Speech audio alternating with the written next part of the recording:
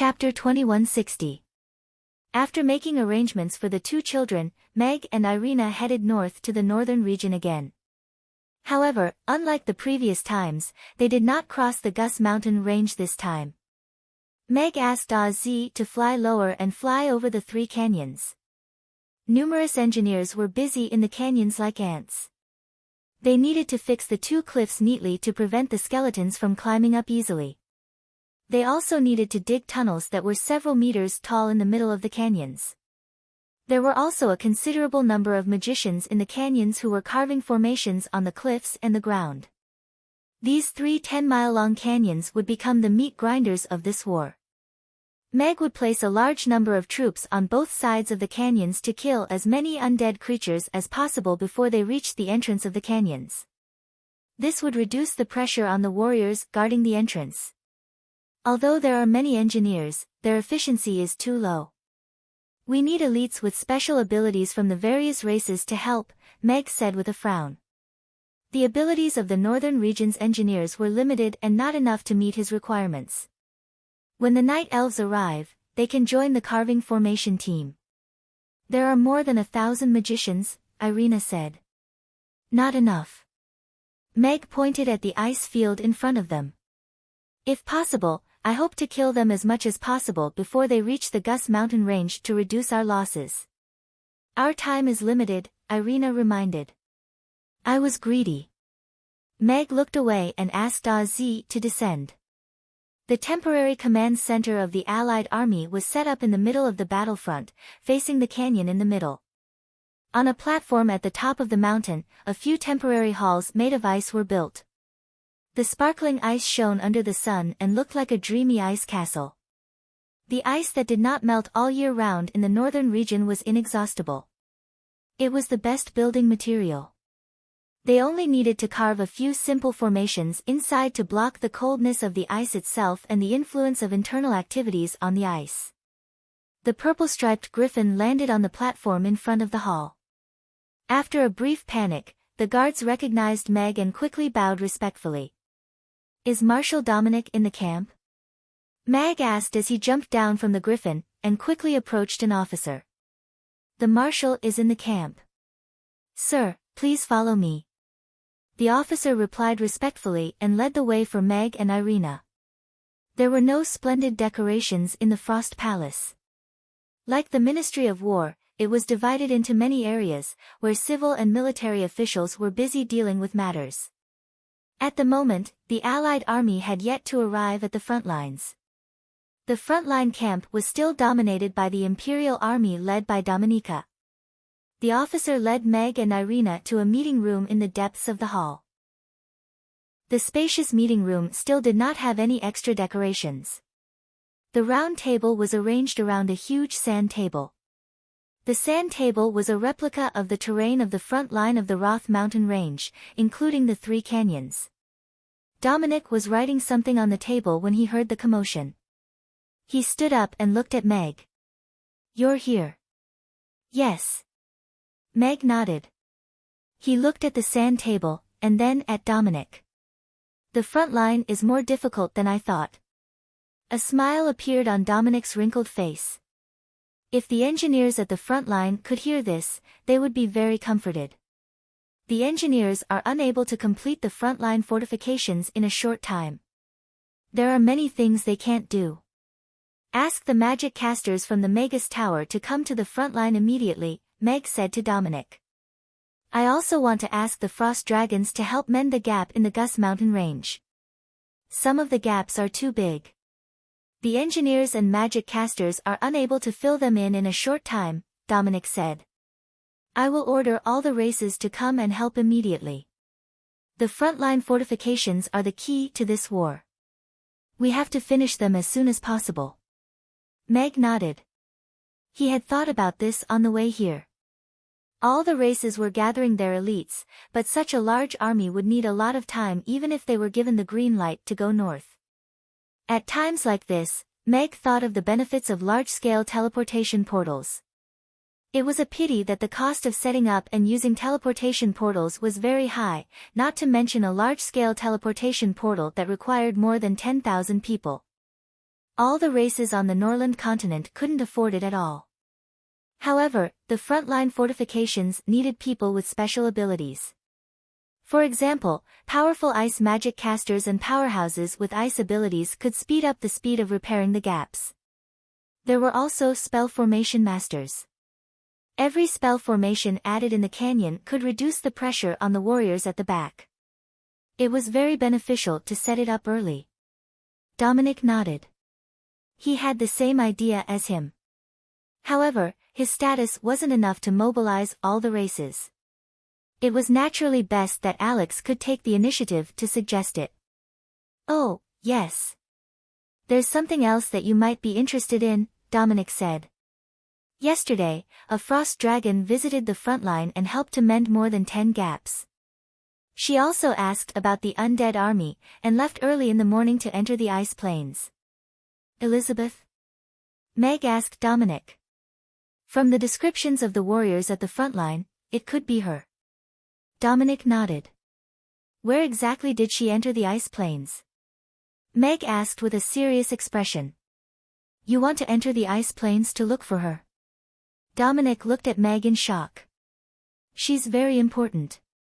Meg nodded, and added, "She might be a trump card against Rankster." After searching for so many days, this was the first time Meg heard news about Elizabeth. The bad news was that she had entered the ice plains, and she had entered in the morning.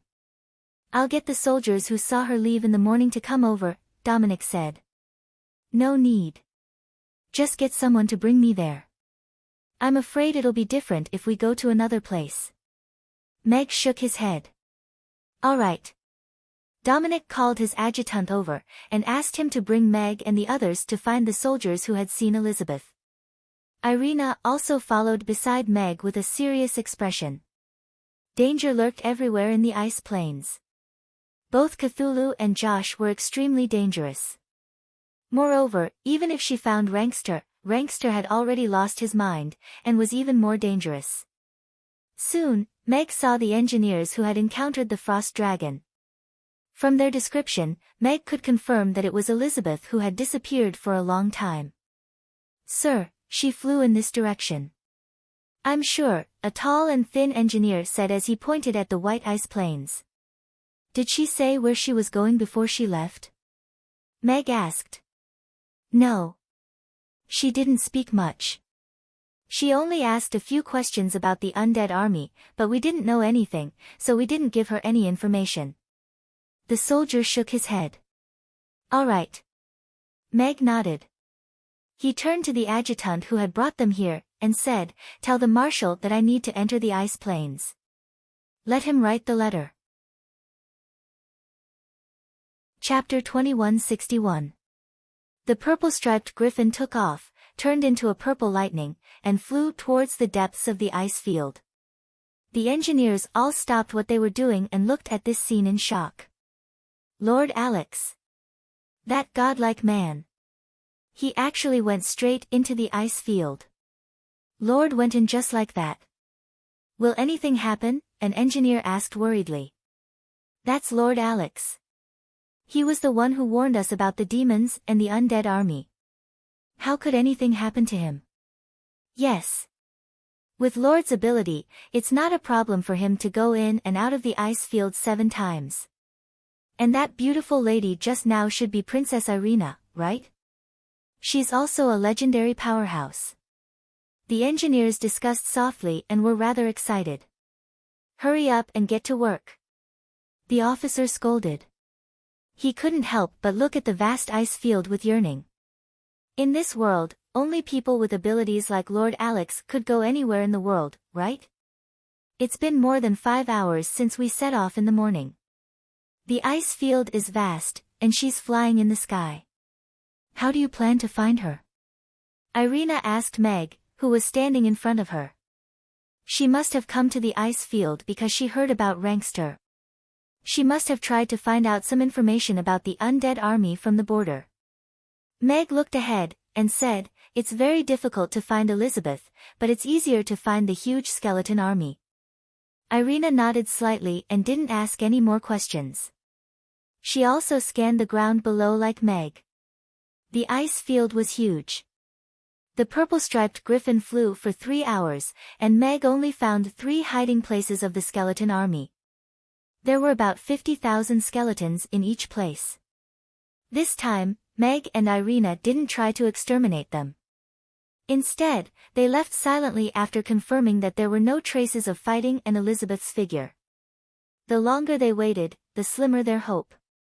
Meg looked at the storm that swept over from afar. The wind blades were mixed with ice and snow, and created cracks on the ice surface. He was prepared to let Az go around the storm and continue the search. Wait! Irina suddenly stopped Meg. She pointed at the storm and said, "Look, is there something behind the storm?" Meg looked in the direction of Irina's finger. His eyes narrowed slightly, and then suddenly widened. Behind the storm, a huge figure could be vaguely seen flapping its wings. However, judging from its posture, it seemed to be engaged in battle. Az, go through the storm. Meg ordered. Awoo. The purple-striped griffin raised its head and let out a long cry. It flapped its wings and flew toward the storm like a bolt of lightning. The frost wyrm with a wingspan of more than 100 meters flapped its wings to avoid the ice spears flying from below. There were several huge bloody holes on its pure white wings, and there was even an ice spear that didn't penetrate it. There were tens of thousands of undead army below her, and dozens of powerful skeletons leading them were holding javelin-like ice spears in their hands. They looked up at the frost wyrm and then threw the ice spears in their hands. There were 2 shriveled ancient dragon corpses in front and behind her. They stared at her with their scarlet eyes, and their wings were bigger than the frost wyrms. They blocked all her escape routes. Judging from the few scarlet wounds on her body, these 2 undead dragons were not to be trifled with. Elizabeth was a little anxious. Originally, she just wanted to get close to the undead army to take a look, and then leave like before. She didn't expect to be discovered and blocked by 2 undead dragons. These 2 undead dragons were above level 9 before they died. Although she couldn't tell what species they were, their bones were extremely hard. After demonization, they retained the strength they had when they were alive, and were very difficult to deal with. Among the ancient corpses on the ground, there was no lack of level 10 existences. Even though she had already taken to the sky, she was still seriously injured. She was desperate because she couldn't find her father. If she didn't leave this place now, she might not have the chance to do so. She was losing blood quickly, and her physical strength and magic power were reaching their limits. No one could help her on this ice field. She could only make one last gamble. Roar! Elizabeth let out a furious roar and flapped her wings. The surrounding cold air condensed and countless ice cones as thick as bowls formed. Then, they abruptly fell down. At the same time, she activated the frost domain. Space seemed to have frozen, and the speed of the ice spears that were flying toward her slowed down. The speed of the 2 undead dragons was also affected. Now's the time. Elizabeth's eyes lit up, and she spat out a crystal ball of ice from her mouth.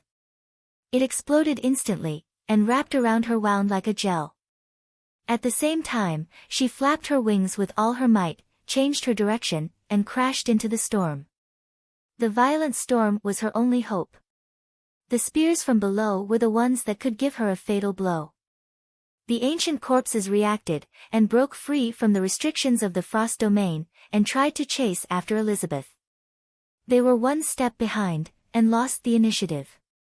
Elizabeth was confident that she could shake off these 2 somewhat sluggish undead dragons. However, at this moment, a sharp sound of something breaking through the air was heard from below. Elizabeth subconsciously lowered her head, and there was a look of shock in her eyes. A golden javelin flew over from below, tearing a white scar in the air as it flew toward her with a power that struck fear into her heart.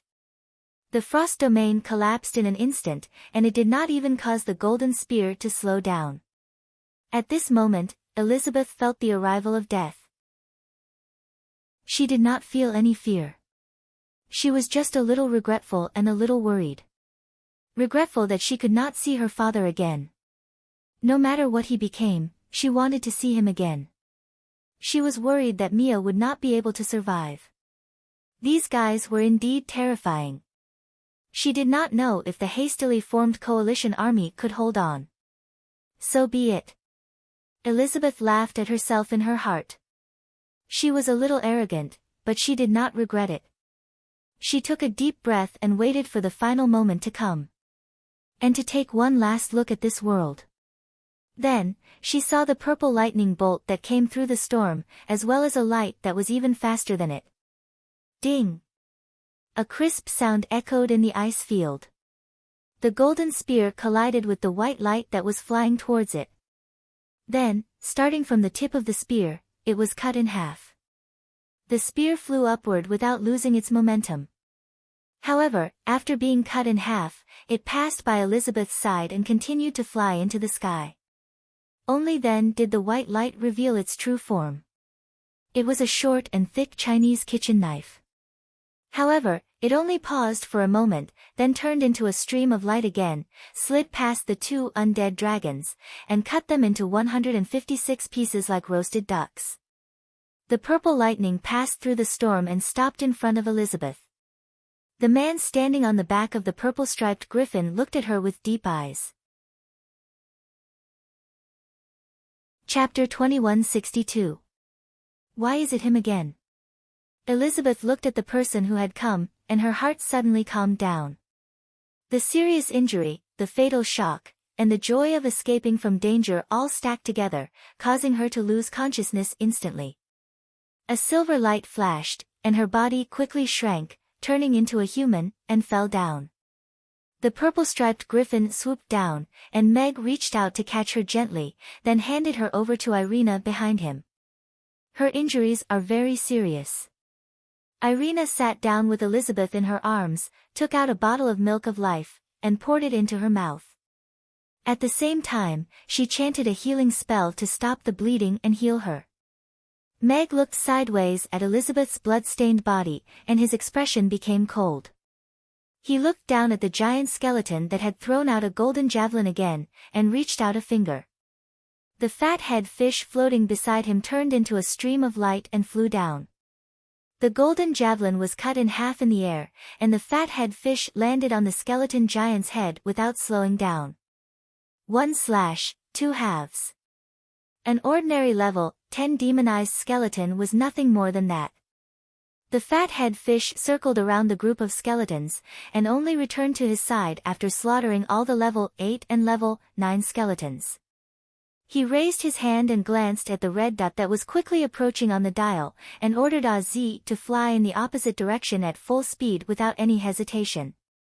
5 minutes later, a huge, indescribable creature covered in black scales slowly rose from under the ice, and its huge bat wings covered the sky. Tens of thousands of ancient corpses knelt on the ground, showing their allegiance to Cthulhu. This guy is really annoying to the extreme. Josh also walked out from under the ice, and looked at the slaughtered ancient corpses with a sinister smile. Find him and kill him. Cthulhu's low voice sounded, and it was disgusting like a broken gong rubbing against each other. In 3 days, the star demon eclipse will happen, and our Ela will surface on the surface of the sea. The star spawns will awaken, and we will dominate this world again. Josh smiled coldly. By then, everyone will die. The purple-striped griffin flew south at full speed. Meg looked at the red dot that had stopped moving and let out a sigh of relief. He turned around and looked at Elizabeth, who was wrapped in Irina's down jacket, and asked, "How's the situation?" "My injuries have stabilized, but I'm exhausted. I need to have a good sleep. After I wake up, I'll need to recuperate for a while," Irina said with a relaxed expression. Meg nodded. If Irina said that there was no problem, then there was no problem. However, Elizabeth looked much thinner than when she left. She must have suffered a lot during this period of time, and almost lost her life here. She couldn't help but sigh because she wanted to find Rankster. "Do you think Rankster would recognize her if he saw her?" Irina asked. "I'm not sure. Even if he did, I'm afraid he wouldn't be able to control himself. Meg shook his head. As Cthulhu's strongest subordinate, and the only one who still had signs of life, Meg didn't think that Elizabeth would be able to free him from his control just by going up to acknowledge her father. Unless they could seal Cthulhu first and reduce his control over Rankster, there might be some hope. The purple-striped griffin successfully returned to the camp. Dominic's adjutant arranged a room for Elizabeth so that she could rest. The adjutant looked at Meg respectfully, and said, "My lord, are you going to the meeting hall? A few of the lords have just arrived." Although he wasn't sure what happened after Meg entered the ice field, judging from the injured dragoness, Lord Alex should have fought with those skeletons after entering the ice field. Meg nodded.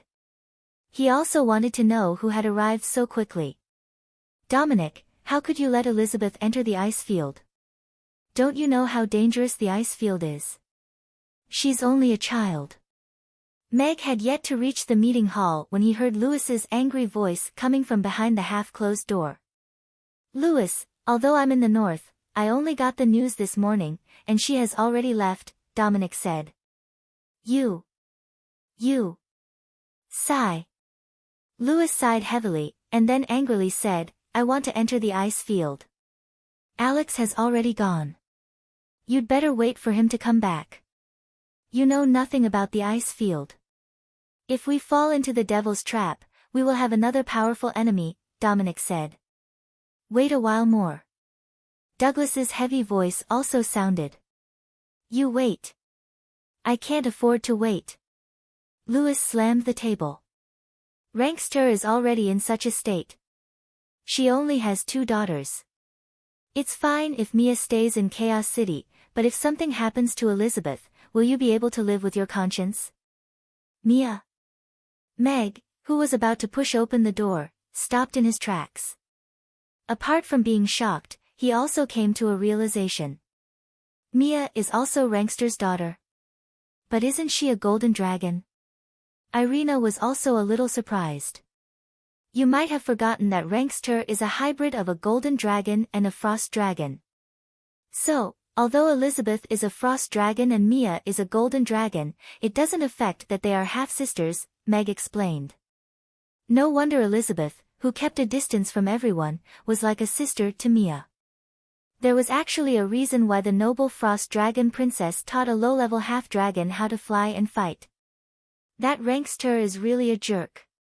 Irina pursed her lips. He was only responsible for giving birth, but never for raising them. He was absent from his daughters' lives, and caused them to be in a difficult situation.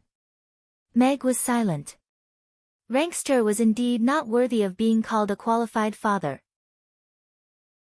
However, when he saw the struggle in his eyes when he heard Elizabeth's name that day, he couldn't criticize him further. He wasn't the one who released Cthulhu. Meg was very sure of that. "I've brought her back." Meg pushed open the door of the meeting room, and walked in. The heated meeting room fell silent. Everyone's gaze landed on Meg and Irina, who were standing at the door. Apart from Lewis and Douglas, Jonas and Barbara were also in the meeting room. "Where is she? Is she injured?" Lewis asked with concern as he walked up to Meg. Douglas was also staring at Meg. "She's injured, but it's already been treated. We've arranged a place for her to stay, and she's resting now." Meg nodded. "That's great. I was still worried that something had happened to Sister Elizabeth. I have to go and see her later," Barbara mumbled softly as she patted her non-existent chest. "Thank goodness." Lewis heaved a sigh of relief, and cupped his fists at Meg and Irina to express his gratitude. Douglas's tense expression also relaxed a lot. He looked at Meg, and asked, "She encountered ancient corpses?" "An undead army with a scale of about 30,000. She was trapped by 2 zombie dragons, and was injured by the javelins of the ancient corpses on the ground." Meg nodded. "There are zombie dragons too?" Everyone in the meeting room was shocked. The intelligence on the undead army had been updated recently, but there was never any mention of the existence of flying troops. This didn't even appear in their battle preparations. Chapter 2163. You can find ancient corpses of any race in the ice field, including those that have disappeared in the long river of history and didn't even appear in ancient records. Meg looked at everyone and calmly said, "It's not surprising that there's a zombie dragon. They might even have more ancient flying corpses." Everyone's expression was grave. This wasn't good news. This war might be more difficult than they imagined. Apart from the zombie dragon, the ice spears they throw are also very lethal. Although the demonized ancient corpses have lost their abilities, their strength has been increased. Irina continued, "I checked Elizabeth's injuries earlier. The ice spears are very powerful, and they'll leave demonic aura around the wound after she's injured. It'll aggravate the injury and make it difficult to heal and treat." "How do we deal with the demonic aura?" Dominic asked. "It's impossible not to get injured in the war." Irina shook her head slightly, and said, "I used holy light to get rid of the demonic aura, but there are very few light elemental magic casters, and I can't treat everyone. I have to think of another way." Everyone frowned. If they couldn't heal the injured, it would greatly affect their morale. They had to find a solution. "Maybe we can try soaking cinnabar or glutinous rice in water. Since they can produce miraculous effects on ancient corpses, they should be able to suppress the demonic aura," Meg said. Everyone's eyes lit up. This was a good direction. Cinnabar and glutinous rice would be continuously delivered to the front line. If these two things were really effective, it would be great. "I'll go check on Elizabeth." Barbara stood up and nodded at Meg and Irina as a greeting. Then, she left. Meg waved his hand and closed the door of the conference hall. He pulled out a chair and sat down. He looked at Lewis and Douglas and said, "The construction of the frontline fortifications is very tight now. We need your support." "You want us to build fortifications?" Lewis frowned. "Isn't that what the dwarven craftsmen do?" Douglas was also a little surprised. It seemed like Dominic hadn't had the time to explain the situation at the front line to the two of them. Meg said, "The dwarven craftsmen haven't arrived in the north yet. They are mostly responsible for the forging of weapons. There are still hundreds of pits in the north of the Gus Mountain range that haven't been filled up. It will take 10 days for the Roth Empire's northern army to complete it, so I need the help of the giant dragons." Douglas pondered for a moment before asking, "How many giant dragons do you need?" "I want all the dragons from the frost dragon tribe that can freeze ice and as many wind dragons as possible," said Meg. "All right, they will all arrive tomorrow." Douglas nodded. Meg nodded. He liked this kind of cooperative guy. Dominic then explained the current defensive arrangements in the north to everyone. The Gus Mountain Range and the Three Canyons were the core of the entire battle. They would make use of their defensive advantage to eliminate the million undead army in front of the Gus Mountain Range, not allowing a single ancient corpse to escape. It wasn't ingenious, but there was no choice in the plan. However, after listening to Dominica's arrangements, everyone had a deeper understanding of the importance of pre-battle fortifications. This was a plan that couldn't afford any mistakes, so everything had to be done flawlessly. "I'll get the golden dragons to arrive earlier too. If there's a need, they can be dispatched at any time," Lewis said. "The cannons stored in Chaos City have to be transported to the front line."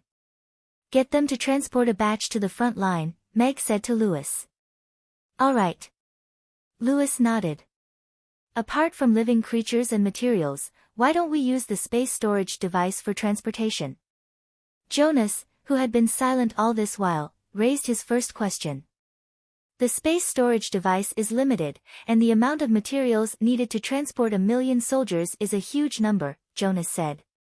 He had thought of this idea before, but even Irina's space ring could only store 30 cannons, and her space ring was full now. Furthermore, space stones were very precious. Even magic casters couldn't have one each. "I see."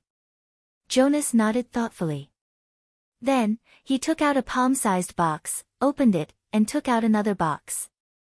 When he opened that box, there was another box inside. Please don't use Russian dolls. Meg couldn't help but remind him. Jonas took out 10 small boxes, and then pushed them forward with both hands. These are all large space storage devices.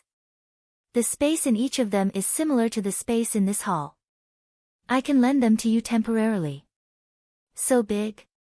Everyone's eyes lit up when they saw the row of small boxes. There were very few space magic casters, and they weren't inferior to the space magic casters. The materials used to create the space storage devices were also very precious. It was rare to see such a huge space storage device. They didn't expect Jonas to take out 10 of them just like that. Thank you. Meg cupped his hands. He knew very well how important these 10 huge storage boxes could be now. Not to mention other things, using them to transport cannons and shells could not only reduce the wear and tear on the road, but also save an immeasurable amount of manpower and material resources. The transportation of emergency materials was even more convenient and fast.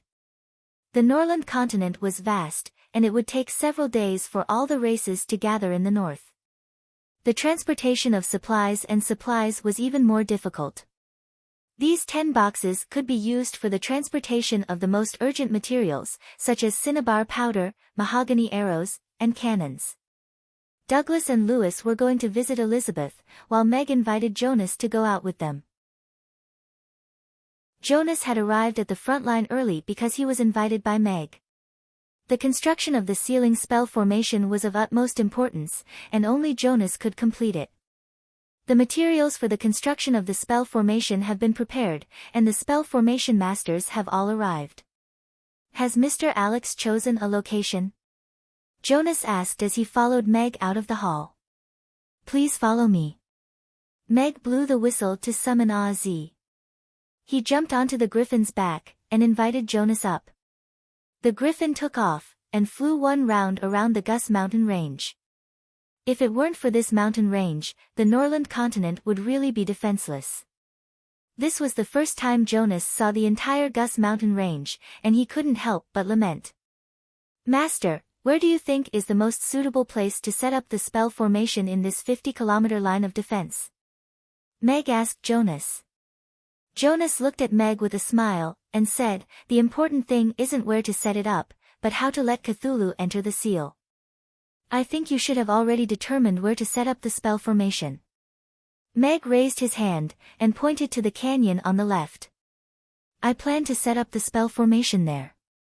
Then, how do you plan to let it enter the spell formation? I will be guarding there on the day of the great battle. I bet Cthulhu will think I'm not guarding the seal spell formation, Meg said with a smile. Chapter 2164. Jonas looked at Meg in disbelief. He opened his mouth and closed it again. After a while, he said, it doesn't sound very reliable. There's no reliable way to deal with an immortal existence like Cthulhu. We can only take a gamble, Meg said helplessly. He had made countless deductions, but they were all overturned by him in the end. Therefore, he could only try Teacher Seema's 1,000-layer cake theory and take a gamble. I need you to set up 10 decoy formations on the Gus mountain range. Work on them at the same time. Make the decoy formations on the 2 valleys on the left and right bigger, Meg said. Jonas couldn't figure out what Meg was thinking, but he was the chief commander, so it wasn't a problem for him to make the decision. He nodded, and said, all right. We will start tonight. Thank you. Meg brought Jonas back to the command center, and got Dominic to cooperate fully with Jonas' work. Lewis, how's the investigation on the Peach Mountain in the Dragon Territory? Meg asked Lewis, who was about to leave, as he stopped him.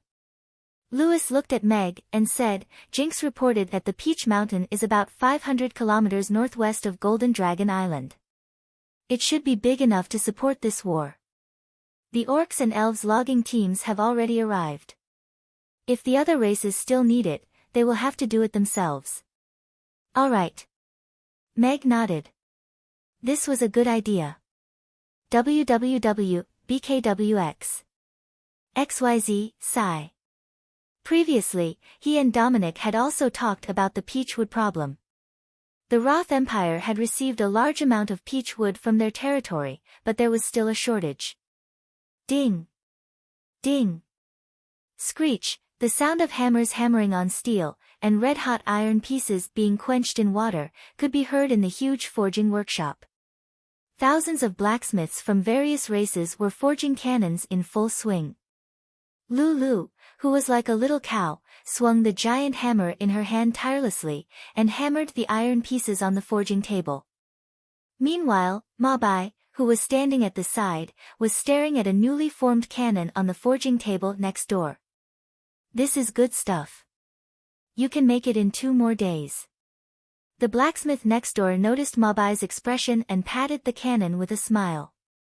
It is indeed good stuff. Mabai nodded and swallowed his saliva. He was most familiar with this thing. After Lulu took over, he took over most of the forging work in the shop. He spent almost every day researching how to forge better cannons. However, they did not expect that as soon as they entered the munitions factory, the first task they received was to forge cannons. Looking at the mighty black cannon, Mabai was a little dazed. Was this developed by the city lord's mansion? Mabai probed. It's said to be a blueprint provided by a mysterious person. Don't be fooled by its black, thick, and inflexible appearance. It's said that its power is astonishing. One shot can hit over 10 miles away and destroy a house. The blacksmith smiled and said, "We need to make a few more cannons. All of them will be used to fight the undead at the front lines." Mysterious man, Mabai said thoughtfully. Only Mr. Mack could give the city lord's mansion a piece of paper when the war was approaching. Mr. Mack had not discussed cannons with him recently. He did not expect him to come up with a perfect plan and increase the range of the cannon to more than 10 miles. This was far beyond the cannons he had developed. Mr. Mack is indeed a genius. Mabai sighed in his heart. He did not resent Meg for hiding the piece of paper from him. He only took it out in such an urgent situation, and even gave it to the city lord's mansion for free to fight against the devils and the undead army. He had already guessed Meg's thoughts. If the undead army had not invaded, he would not have taken out the cannon at all. Such a powerful weapon that could be controlled by ordinary people could become a disaster if it fell into the hands of someone with bad intentions. The munitions factory in Chaos City had expanded several times. As more and more blacksmiths volunteered to join, the munitions factory's output increased significantly. There were already hundreds of cannons displayed in the warehouse. The cannonballs packed in wooden boxes also filled up an entire warehouse. When can these cannons be sent to the front line? Michael asked the person in charge of the munitions factory when he came out of the warehouse. "City Lord, the cannons are here. They can be sent away anytime." The person in charge shook his head at Michael and said, "But a cannon weighs more than 10 tons. There are very few flying mounts in Chaos City that can bear such a weight. It takes 2 days to go to the front line and back, and only 1 cannon can be sent away at a time." Michael frowned. "What if we go by land?" "If we go by land, we will need a batch of custom-made wagons. However, I'm afraid the road to the Roth Empire will not be able to support carriages of such weight. More importantly, if we go by land, we will need at least 10 days to reach the front line in the ice field under the best circumstances," the person in charge said. Michael frowned. He pondered for a while, and said, "Seems like we have to ask the dragons for help. The war will be over in 10 days. Chaos City's vanguard had already set off north, and the rest of the troops were also on their way. Young mistress, the first batch of 3,000 cotton-padded jackets has been received. Although the craftsmanship is a little uneven, they are still pretty good. They can keep warm and keep warm." Mars strode into the office quickly, and excitedly told Gloria, who was writing a letter at her desk. "So fast?" Gloria looked up with surprise. "Yes. Everyone is very enthusiastic, and they are all asking for more cotton cloth to continue making cotton-padded jackets." Mars nodded. Gloria stood up excitedly and paced around the office. She nodded, and said, "They are going all out to supply cotton cloth. Their efficiency is not lower than our factories at all. It's not just not lower. There should be more cotton-padded jackets completed tonight. You have no idea how many people in the city are making cotton-padded jackets now. This is the first time I've seen families of all ages making cotton-padded jackets." Mars sighed with emotion. The final battle was imminent, and the soldiers needed winter clothes. After the city lord's castle's request was issued, everyone, from the commoners to the wealthy merchants, responded to the call to collect cotton cloth to make winter clothes for the soldiers. Everyone wanted to contribute to this war. There were also many people who directly donated cotton-padded jackets for their own use to the warriors on the front line. "That's great." Gloria nodded. She was even more impressed with Mr. Hill now. If it weren't for his suggestion, she would still be worrying about how to prepare enough cotton-padded jackets for the soldiers. Sigh. Why did the world change so quickly? Harrison sat on a bench outside the ice cream shop with George, who was also holding an ice cream, and heaved a long sigh as he licked his ice cream. "That's right. The world has changed so quickly." George nodded with a worried expression. Chapter 2165. The announcement from the city lord's castle informed all the residents of Chaos City of the truth. In the past few days, many powerhouses had volunteered to join the guards and apply to go to the front line. Many craftsmen and tailors had also joined the logistics team. Even the commoners were making cotton-padded clothes for the warriors. However, the oppressive atmosphere before the war still shrouded Chaos City. Nobody knew if the Allied army could win this war, and what kind of fate they would face. "Why don't I join the battle team too? Going to the front line to kill a few skeletons is better than waiting at the back," Harrison said to George seriously. George stared at him for a while, thinking of how to dispel his friend's dangerous thoughts. "But we don't have armor of your type." A soft voice sounded. The two of them were stunned, and turned around at the same time. Amy, who was holding an ice cream in one hand and a fat yellow cat in the other, was looking at them with a smile. "Little boss." Harrison's and George's eyes lit up in surprise. "Are you back? Is the restaurant going to reopen?" Harrison asked. "Yes, I'm back. But father left again, so the restaurant is not reopening." Amy shook her head. "Where did Mr. Mac go?" "It's so chaotic everywhere now," George asked with concern. "Mr. Mac actually left his child behind to go out at such a time. Father went to cook for the brave warriors. He said he would only be back in a few days." Amy looked at George curiously, and asked, "Uncle Blue Fatty, where's little sister Christy? Has she grown up? When can you bring her over for me to play with?" "Mr. Mac is at the front line too." Harrison and George were both shocked. "Christy has already started to learn how to talk, but she can only babble. If little boss wants to play with Christy, you can come to my house anytime," George said with a smile. "Parber and Angus even said they miss you very much 2 days ago." Amy tilted her head, and was a little troubled. "But I don't miss them at all. I only miss Christy. Little brothers and whatnot are not cute at all." As a daughter's slave, George actually wanted to give her a thumbs up. Mr. Mac is indeed the role model of our generation. He never flinched in the face of danger. "Looks like I have to go back and make my own armor so that I can go to the front line to kill the enemy," Harrison said with a determined look in his eyes. "Uncle Red Fatty, if you can swing the sword 3 times without tripping yourself, I think you can still give it a try," Amy said to Harrison with a serious expression. Harrison imagined the scene seriously and soon gave up on himself. "Ah. As expected, money alone won't do if you don't have a skill." Harrison leaned back in his chair and sighed deeply.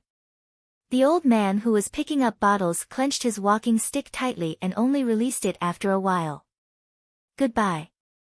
I'm going to play with my friends now." Amy waved the ice cream away before skipping away with Ugly Duckling in her arms. Plop. A strange sound came from the yard, and Luna stopped writing. She looked in the direction of the backyard, and hesitated for a moment before getting up and walking there. When she opened the back door, she saw a figure in silver armor lying face down in the yard.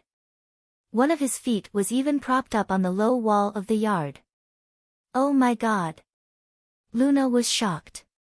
She picked up the hoe that was leaning against the wall, and looked at the person lying on the ground nervously. Who are you? Why did you climb over the wall and come into my yard? This was the teacher's dormitory of Chaos School. There were security guards guarding the school gate 24/7, and they patrolled frequently. It should be very safe here. How could someone sneak into the school and into her yard? Hearing her voice, the figure moved. He put his hands on the ground as if he was trying to get up. Luna was already thinking of countless single women who were raped by thugs at home. She looked at the guy who was trying to get up, and she didn't know where her courage came from. She closed her eyes and swung the hoe down. Thump! There was a muffled sound. Luna's hand was a little numb from the impact. And the figure who had just managed to get up was smashed back to the ground. You killed me. A sobbing voice sounded. Huh? Luna was stunned.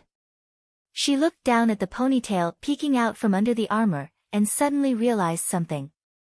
She quickly threw away the hoe in her hand, and squatted down to flip the person over.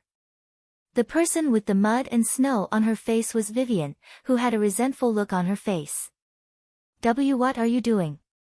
Why are you dressed like this? Why did you climb over the wall? Luna looked at Vivian in shock. Tui. Vivian spat out the mud in her mouth, and angrily said, Are you trying to murder your sister? My head is buzzing from all the smashing. Let me see. Luna quickly helped her up and sat down on the chair beside her. She took off her helmet and confirmed that the back of her head was not injured under the protection of the high-grade helmet. Then she took out a handkerchief and helped her wipe her face. She said in a bad mood, Luckily I didn't use a knife. Ah, you vicious woman. Vivian glared. You didn't use the door, but you chose to climb over the wall. And you even wore such an ill-fitting armor. You deserved it. Luna poked her head. She was also frightened, and thought that some bad guys had come in. Knights never use the door.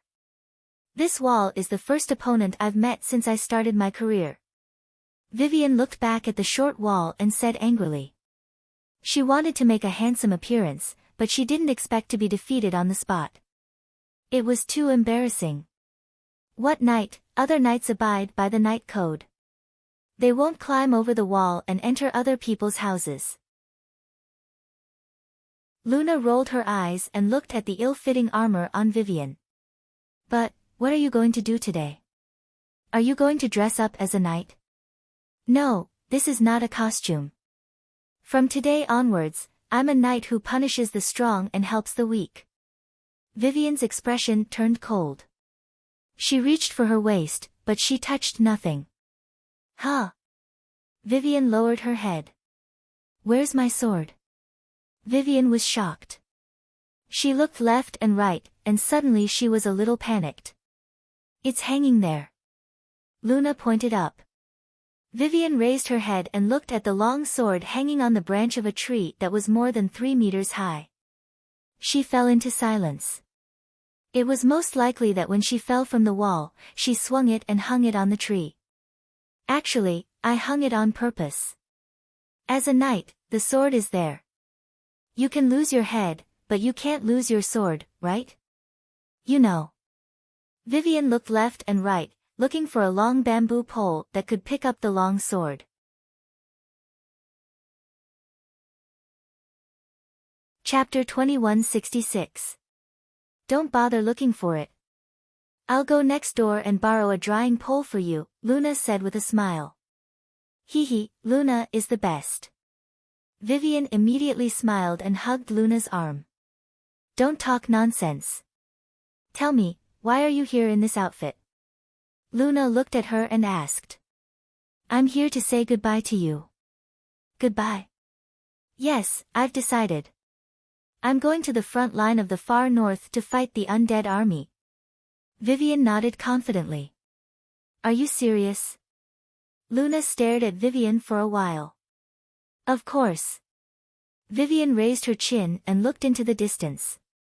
I'm a lonely swordswoman. I'm destined to walk on the edge of a blade. You don't have to persuade me. You can't persuade me.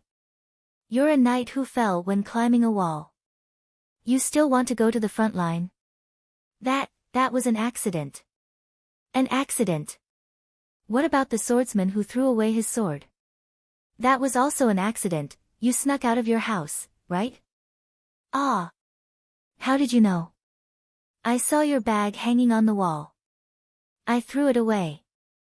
This armor isn't warm, is it? No.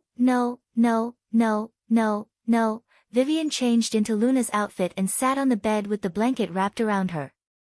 She looked at Luna, who was sitting at the table and writing. Luna put down her pen and folded the letter.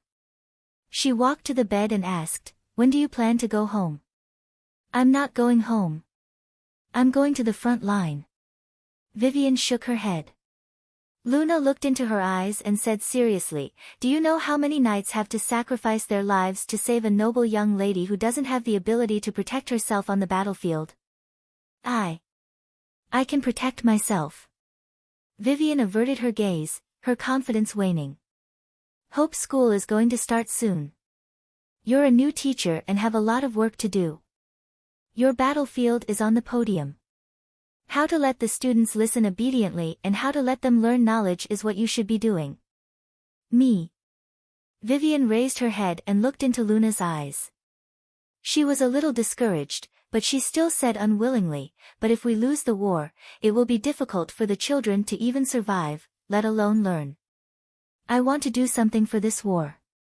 I heard that in the past 2 days, they have been distributing cotton cloth and cotton to sew cotton-padded clothes for the soldiers. I am going to go out to send a letter and get some cotton cloth and cotton to sew cotton-padded clothes for the soldiers. Do you want to come with me? Luna put away the letter and smiled. Sure. Vivian nodded and jumped up from the bed. We can also grab a hot pot later. At the border between the Twilight Forest and the Roth Empire, a huge orc army was passing through quickly. The tall walls were torn down, and the deep trenches were filled in. The knights of the Roth Empire stood on both sides to welcome their former enemies into the empire's borders. A 200,000-strong orc army crossing the border was something that had never happened in the Roth Empire's 100-year history. However, the orc army crossing the border this time was not for an invasion. They were going to the north to fight alongside the Roth Empire's warriors to resist the invasion of the undead army. The elite main force of the Northwestern Army had already set off for the north a few days ago. The Roth Empire would be in charge of the Orc army's logistics from the moment they entered the Roth Empire's borders. However, what surprised the soldiers who stayed behind was that almost all of these Orc warriors were carrying a bulging bag. They could see a hoof or a tail sticking out from the bag often. They even saw an orc who was over 5 meters tall using a metal rod to carry 2 bison that weighed more than 500 kilograms. Yes, this 200,000-strong orc army had brought their own rations with them on the journey. Furthermore, all the wild beasts and magic beasts that could be captured within a radius of tens of miles would become their food. This made the soldiers of the Empire who were preparing to feed this huge army along the way heave a sigh of relief, and reduce a lot of pressure. Connie sat on the unicorn, and said to Rex, I have already communicated with Andre. When we reach Chaos City, a granary will be opened for us. We will have to carry the rations to the front line ourselves. When the orcs go to war, they have always carried their own rations to the battlefield. There is no such thing as a logistics team. That is not a problem. Rex nodded. Connie nodded. That was indeed an orc's tradition. Rex looked at the long line of soldiers, and said in a low voice, we have to discipline the troops well. Many of our people still have hatred in their hearts, but we need everyone to be united in this situation. Connie nodded, and said, I will gather all the chiefs for a meeting tonight, and ask them to discipline the warriors in their tribes. Above the boundless sea realm, thousands of merfolk warriors walked on the waves.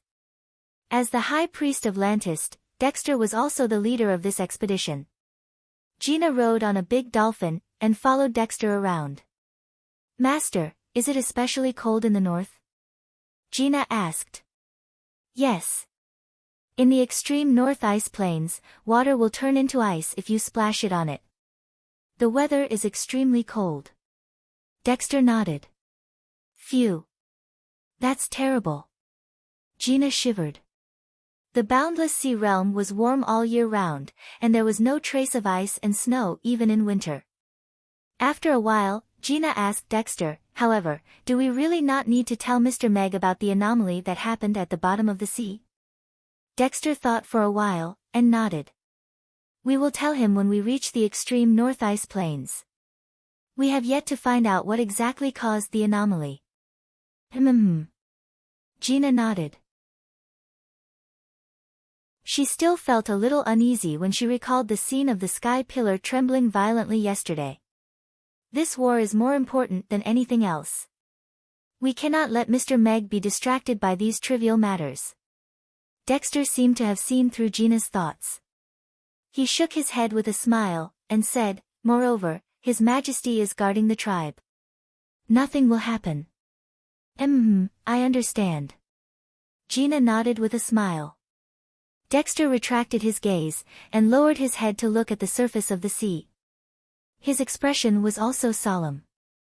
The anomaly yesterday was indeed a little unusual. There seemed to be something trying to escape from under Lantist, causing the sky pillar to tremble continuously. This situation lasted for the entire night, and only stopped this morning. The spell formation masters of Lantist had already sped up the ceiling around the sky pillar. Although they were not sure what was under the sky pillar, it was still very important. The shadow of the devil had yet to dissipate, and His Majesty was confirming if there was an ancient seal around the sky pillar, as well as if there was a devil sealed under Lantist. Before that, he planned to report this matter to Mr. Meg when he met him personally. There was no situation more urgent than the million-strong undead army in the north.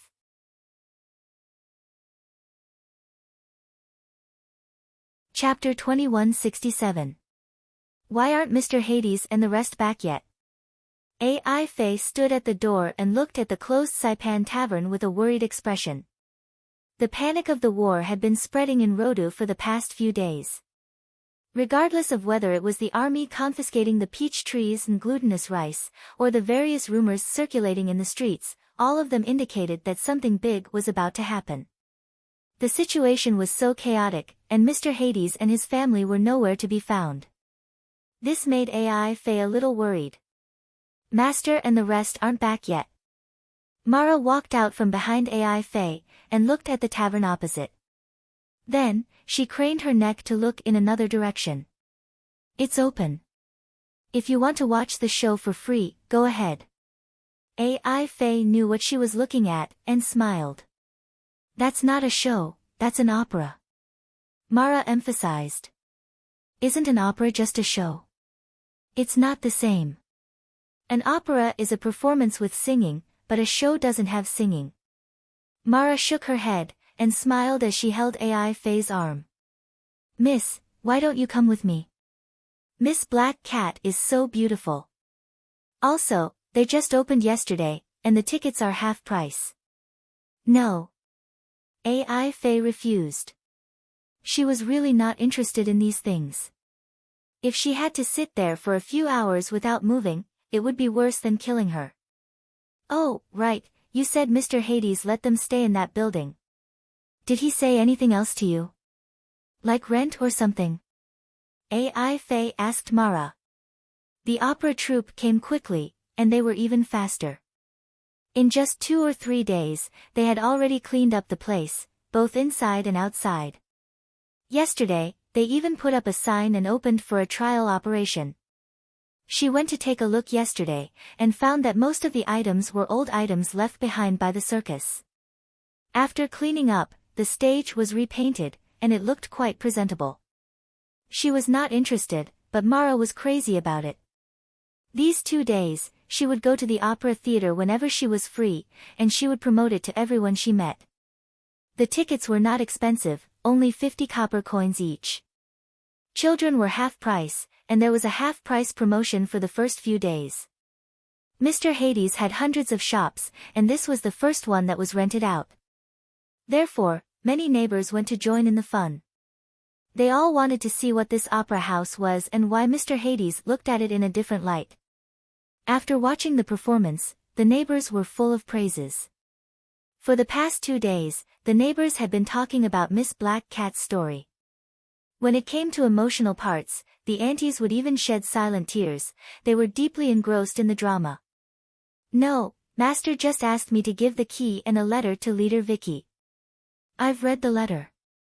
Master lent the building to them for the performance and didn't ask for rent." Mara shook her head. "He didn't ask for rent?" Ai Fei was a little surprised. The opera house's shop was huge and could be compared to several ordinary shops.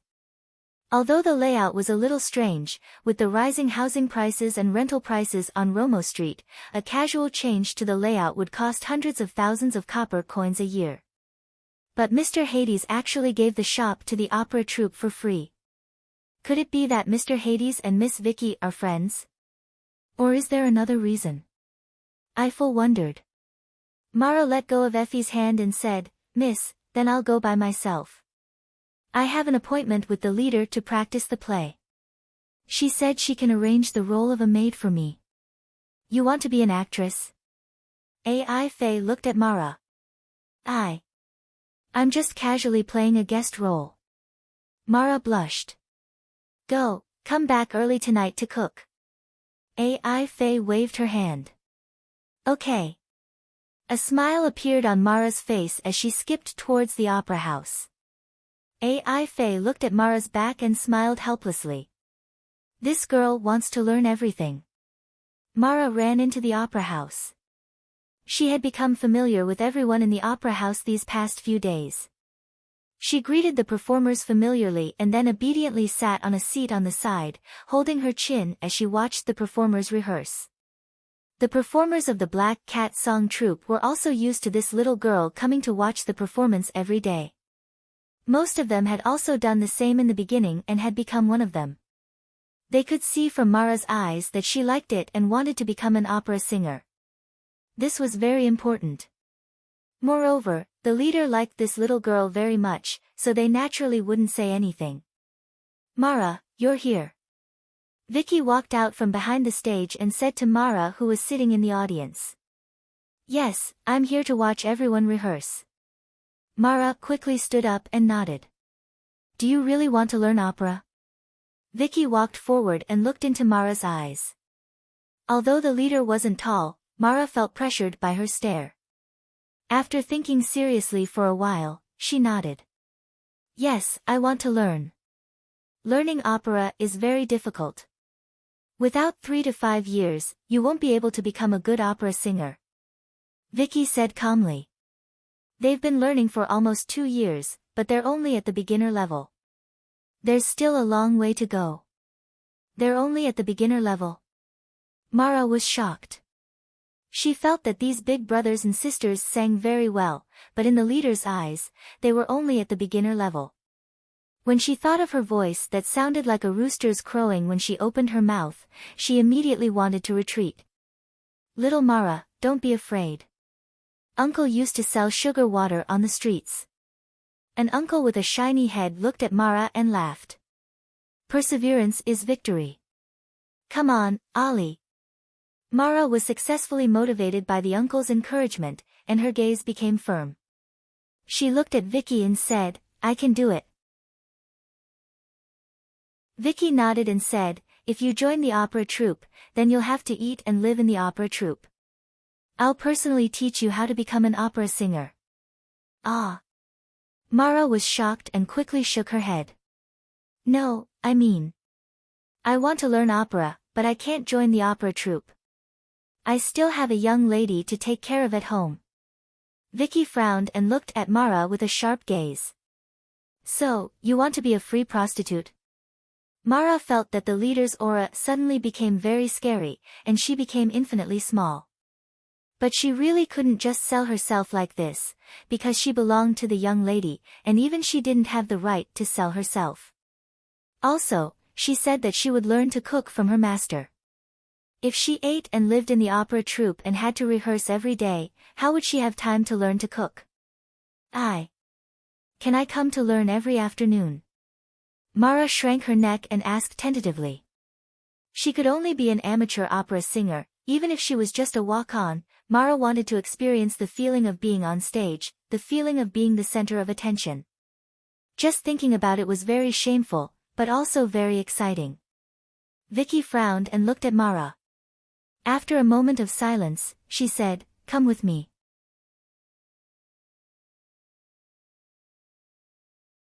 Chapter 2168. Mara nervously followed Vicky backstage. The opera singers on the stage clenched their fists and gave her silent encouragement and blessings.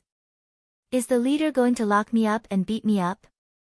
I'm so obedient, I don't think so. Mara let her imagination run wild as she followed Vicky into a private room. Click. Vicky closed the door and locked it. Mara took half a step back and leaned against the wall. She looked at Vicky nervously. Leader Vicky gave her a strange feeling. Sometimes, she was gentle and kind, like a caring little sister who would patiently teach her how to pronounce and sing. But sometimes, she was like a strict teacher who would pull out a thick and long pointer to teach her a lesson at any time. Mara was a little scared. But Leader Vicky's opera singing was too good. It was like the sound of nature, and she acted like the real Miss Black Cat. Mara admired her immensely. So now that Vicky was staring at her, she was a little scared, but also a little expectant. Would the leader agree to her request? Do you know what's going on outside? Why has the streets been so noisy these 2 days? Vicky asked. Mara was stunned for a moment. She didn't expect the leader to suddenly ask a completely unrelated question. She thought about it and felt that the leader must be testing her to see if her observation of life was meticulous. I heard that there's going to be a war. Demons are coming to eat us, especially those little fatties who like to eat. So His Majesty the King ordered everyone to chop down the peach trees and hand them in. He said that he's going to the north to fight the demons, Mara said seriously. This was what Miss Black Cat told her in the morning. Because of this, she even ate a bowl of rice for breakfast. Vicky stared at Mara for a while and still felt that her words were illogical. Where can I get the latest news around here? Vicky asked. Of course it's the Romo Street Information Center. Mara blurted out. There's such a place. Vicky frowned in surprise. Yes, it's right under the big trees on Romo Street. Every day after dinner, a large number of uncles and aunties would gather together to exchange the latest news they heard today. Then, they would package it up and make it into a rumor. Mara nodded her little head. Vicky narrowed her eyes. She wasn't sure if this guy was just teasing her. Mara blinked, a little nervous, wondering if she had said something wrong. Go out. Today, we'll learn how to stretch our voices from Ibaka. Vicky put her hand to her forehead and gestured for Mara to leave. Okay. Mara nodded happily and opened the door. It seemed that the leader had agreed to let her stay.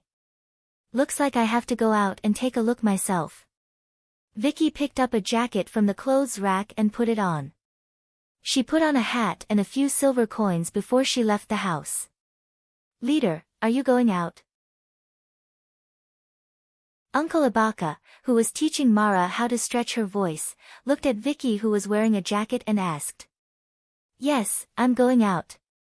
The performance at noon is cancelled. I'll give you half a day off. Vicky said and went out without looking back. The actors of the opera troupe who were rehearsing looked at each other. It was only the second day of the opening, how could the leader let them rest? These 2 days were the most glorious days of their career. The number of guests who came to watch the performance last night exceeded 20. Although most of them were neighbors, the 500 copper coins that they earned from the entrance ticket was very good. Although there were only 8 guests who came to watch the performance this morning, it was expected that there wouldn't be many people. It should be better at noon and at night. The leader was the soul of the whole situation. Without her, Miss Black Cat couldn't continue the performance. Okay, let's continue with the rehearsal. We'll give the audience a good opera tonight. Ibaka clapped his hands and let everyone continue with the rehearsal. Vicky went out and went to the street under the trees. The uncles and aunties who had just finished lunch had gathered, and the moment they opened their mouths, they were spreading exaggerated and shocking rumors. Vicky lowered the brim of her hat and listened for a long time. This was indeed a place where rumors were spread. In less than 10 minutes, she had already heard several pieces of ordinary news, which were turned into shocking rumors after a round of discussion. However, the topics of the uncles and aunties did not go beyond the 3 streets nearby. Vicky stood up silently, stood at the corner of the street for a while, and hailed a carriage. Go to the nearest information station. Vicky said. Okay. The coachman agreed. 10 minutes later, Vicky got out of the carriage. Looking at the small information station in front of her, she paid the fare and walked into the station.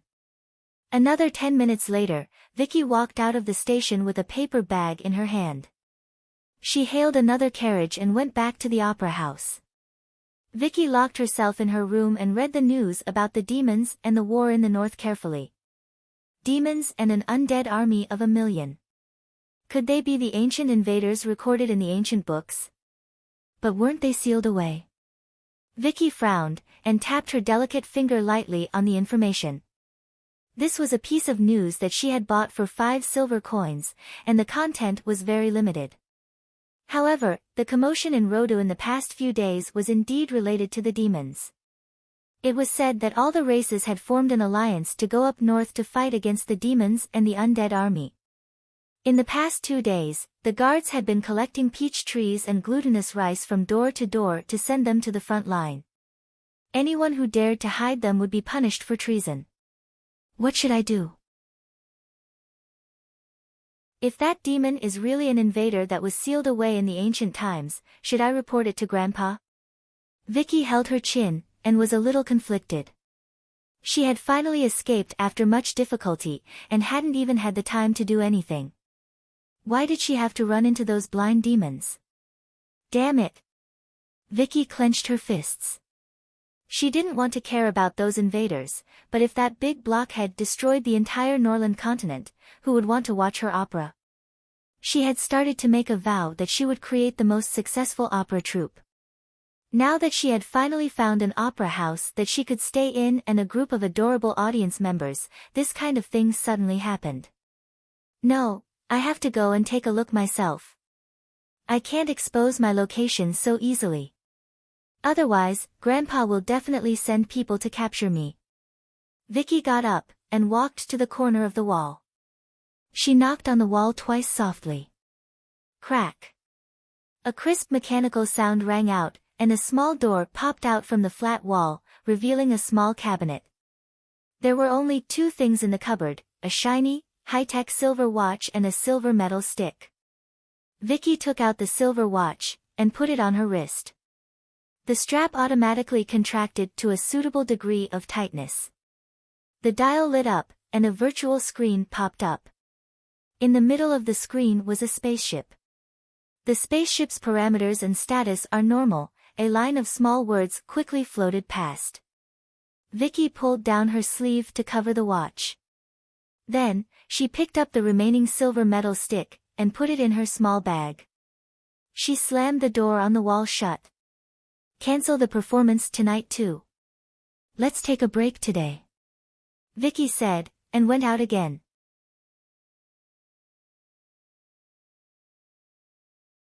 Chapter 2169. The horse-drawn carriage stopped outside the city. Vicky paid the coachman the fare and walked away under the coachman's puzzled gaze. This young lady is too daring to leave the city alone. The coachman shook his head and turned the carriage back to the city. Vicky went over a hill and looked around to make sure there was no one around. She took out her watch again and tapped on the virtual screen a few times. The ground shook slightly, and the pile of dried leaves in the valley far away fell. A silver spaceship spewed out blue flames and rose slowly, hovering in front of Vicky. Vicky stepped on the spiral ladder and entered the cockpit. She took out the silver rod from her bag and inserted it into the hole in the middle of the steering wheel. Identity verification successful. Highest authority activated. A mechanical notification sounded. Go here. Vicky opened the map and marked a spot. Position confirmed. Autopilot activated. The mechanical voice sounded again. The spaceship started and disappeared outside Rodu. A spaceship floated above the boundless sea realm. She stared at the data that kept coming back from the virtual screen with a grave expression. The strange movement under Lantist caught her attention. She had been observing here for a day. According to the ancient records, the sinking of Lantist back then was related to Cthulhu's old lair, Art-Ila City. However, Art-Ila City had sunk for countless years, and was directly pulled into the underground world. It should have been completely isolated from the Norland continent. Why would there be a sudden movement? She had already reported the situation to the underground city, but she was still waiting for a reply. Right at this moment, her gaze suddenly landed on the virtual screen at the side. There was a bright red dot that was moving quickly. It's the signal from the black cat. She's eyes lit up, and she immediately opened the map to check. Miss Vicky from the Roosevelt family ran away from home 3 years ago, and her whereabouts were unknown. She had come to the Norland continent to carry out an observation mission.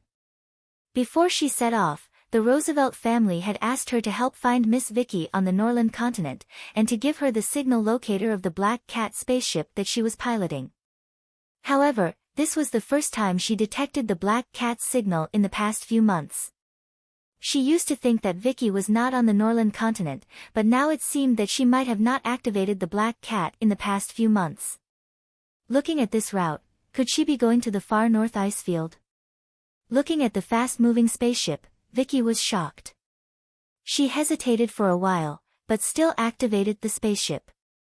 The huge spaceship rose from the sea and then turned into a stream of light that flew toward the North Pole.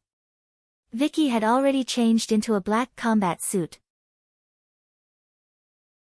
She sat in front of the control panel with a serious expression, looking at the approaching destination. Her objective for this trip was very simple.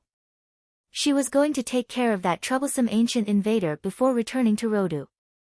If she could make it in time, perhaps the performance at night wouldn't have to be cancelled, and the Black Cat Opera Troupe would be able to earn a ticket price of 1,000 copper coins. I once read in an ancient book that the ancient invaders were very powerful, and couldn't be killed. Therefore, our ancestors could only seal them all over the Norland continent. Can we kill them? Vicky murmured to herself worriedly.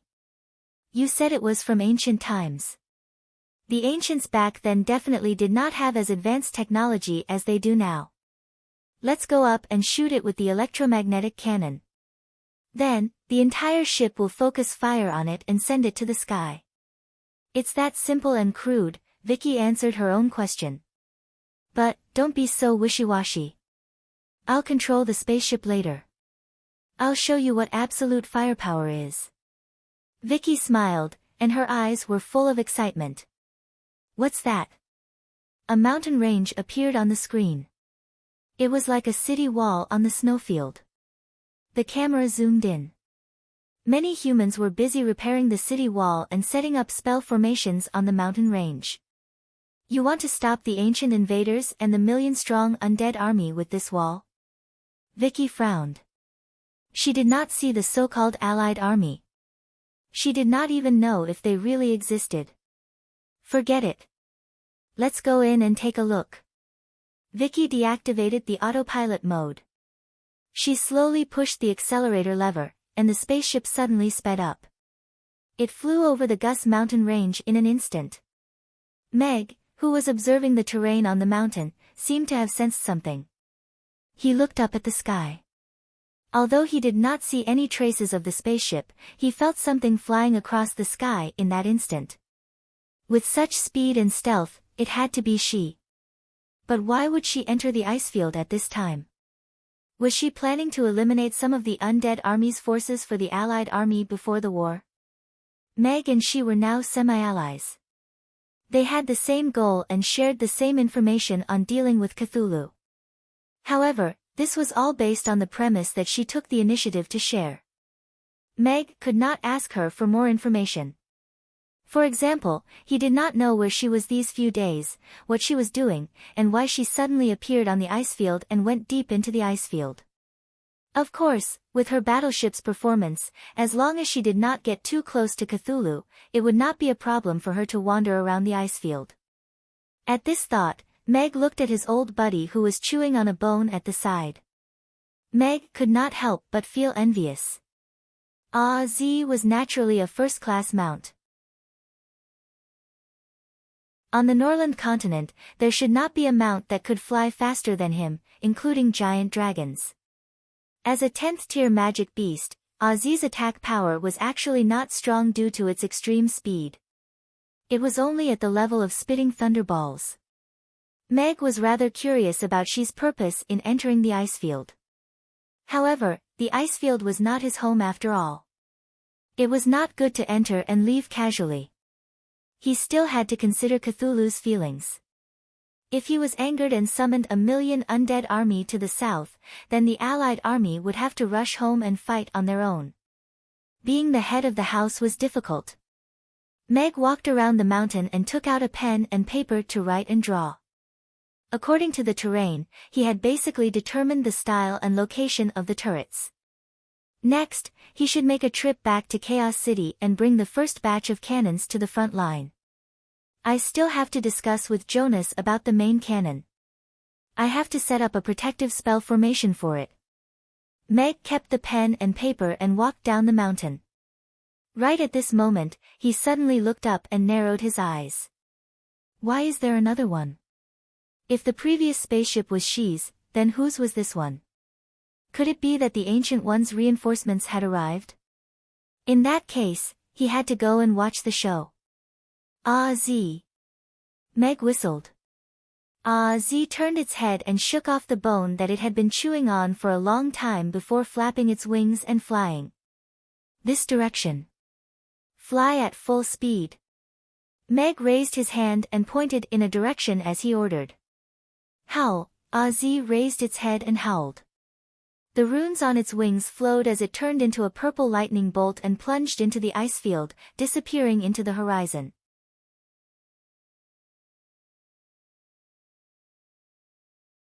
Chapter 2170.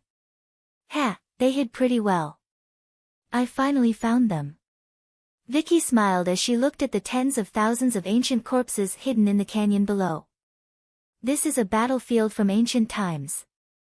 All the races joined forces to fight the invaders here. They suffered heavy casualties, and eventually sealed the invaders. I didn't expect their corpses to be used by the invaders to invade the Norland continent that they used to protect, another voice said. They are no longer the heroes that protected the Norland continent in the past. They are puppets controlled by the devil. If they knew about this, they would want us to destroy them. Vicky let the spaceship hover, opened the weapon compartment, and aimed at the ancient corpses in the canyon. But, where is their controller? Vicky stared at the screen. The results of the radar scan were only small red dots in the canyon. There were no stronger life forms. The ancient invaders were feared by our ancestors. We had better be careful. Let's see how long they can hide. Vicky pressed the red button beside her hand. The 4 cannonballs that had been locked on were fired, and flew towards the canyon below. They split open at a height of several hundred meters above the canyon, and turned into hundreds of small bombs that fell into the canyon. Boom! Boom! Boom! Accompanied by a loud explosion, flames burst, and a mushroom cloud rose slowly. The icebergs on both sides of the canyon collapsed in the explosion, and almost filled up the entire canyon. Roar. Interesting. Vicky was a little excited. She stared at the red dots that had disappeared on the screen, and aimed at the place where the red dots were densely concentrated. The smoke and water vapor gradually dissipated, and the skeletons struggled to climb out from under the ice. After being attacked, the red light in their eyes became brighter. They were like beams of light looking for targets, and started to leave the canyon. The ancient corpses that had the ability to fly started to take off. Dozens of different ancient corpses flew into the sky, and towards the battleship in the sky. Come on, you disgusting creatures. Vicky looked at the ancient corpses that were approaching quickly. There were even a few zombie dragons among them. She pressed the button to fire the cannonballs, and pulled the handle to switch to the battleship's heavy machine gun. She aimed at the ancient corpses below and started a one-sided massacre. Da-da-da, with a series of smooth gunshots, the zombie dragon's head was blown off, and half of its head was blown off. The flying magical beast's skeleton was blown apart, and it disintegrated in midair. Vicky was in an invincible position against the undead army of 50,000. The bombs that were dropped earlier swept through the canyon once again, turning over 10,000 skeletons into dust. When we get back, you can write an opera about Miss Black Cat wiping out the Valley of the Dead. Vicky smiled as she looked at the fleeing skeletons.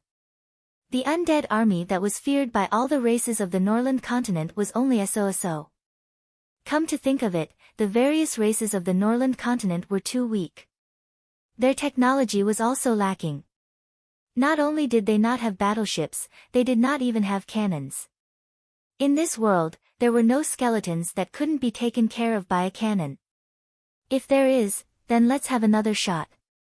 The Black Cat battleship belonged to Vicky's grandfather. Vicky grew up on spaceships and became the youngest captain of the Ancients at the age of 8. Originally, she could only officially own this battleship when she was 18, and joined the Ancient One's defense army. But when she ran away from home 2 years ago, she secretly took the ship out. This was a quasi-battleship class spaceship. However, Vicky had modified it herself. Whether it was the power system or the weapon system, it was already at the level of a battleship. Also, there was an ample amount of ammunition. When she left home, she emptied half of the fleet's ammunition storage. But, what is this button for? Vicky played with it for a while before her gaze landed on an eye-catching white button beside the screen. Self-destruct button. It's best not to press it unless it's an emergency, another gentle voice answered. Don't worry. I won't kill myself for fun even if I'm fine. Vicky pressed down on the control stick, and let the spaceship dive down. At the same time, she aimed the machine gun at the fleeing skeletons and started shooting. Those who were too weak were naturally not in her target range. Only those skeletons with even more dazzling red dots were qualified to take a bullet from her. The ice spears that the skeletons threw couldn't even leave any obvious marks on the surface of the spaceship. This was a one-sided massacre. That guy, where is it hiding? Do you know what it looks like? Vicky scanned the surroundings, including the ice surface. What was strange was that after so long, the legendary ancient invaders still hadn't appeared. Most of the ancient invaders are indescribable creatures. They have terrifying appearances. Some have the head of an octopus, and their gelatinous bodies can transform into any shape they wish. They even have giant bat wings on their backs, and some are illusory. Beep. Beep. Unknown object approaching rapidly. Danger. The spaceship suddenly issued a warning and quickly entered automatic evasive mode. As it fired the stun grenades, it accelerated and left. Bang! However, a dull sound of a collision was heard from above the spaceship. The spaceship was knocked down by the impact. Many warning signs appeared on the dial. Hull damaged. Air pressure dropping rapidly. Engine number 4 has stopped. Backup engine failed to start. Vicky hit her head on the control stick during the collision, and there was a red swelling in the middle of her head. Ugh, it hurts. Vicky held her forehead, and she was a little confused. Quickly pull the spaceship to the left. It's coming again. Another voice said anxiously. What? Vicky tried to grab the control stick. However, before she could react, the spaceship was hit violently again. Rip! An ear-piercing tearing sound was heard from above, and a large part of the top of the spaceship was torn off. The spaceship lost control and fell to the ground. 1500 m. 1200 m. 800 m. The alarm was loud, and the spaceship was getting lower and lower. The skeletons that were scattered began to gather in the area where the spaceship was falling. The corpses that were baring their fangs and brandishing their claws seemed to be ready to enjoy a feast. Vicky was a little flustered, and she didn't know what to do. Let me do it. A gentle and helpless voice was heard. The fluster in Vicky's eyes disappeared, and it was as if she was a different person. She quickly pressed a few buttons, and 3 of the engines that had stopped, almost all of them, were restarted. She gripped the control stick with both hands, and gritted her teeth as she pulled it up. Right before the spacecraft hit the ground, it swayed as it climbed up once again, sticking to the surface of the ice. The ancient corpses that jumped up even hung on the front of the spaceship, and slapped the surface of the spaceship crazily. At this moment, Vicky finally saw the existence that was attacking them. A majestic frost dragon was suspended in midair, and it stared at them with its scarlet eyes. No pop-up windows.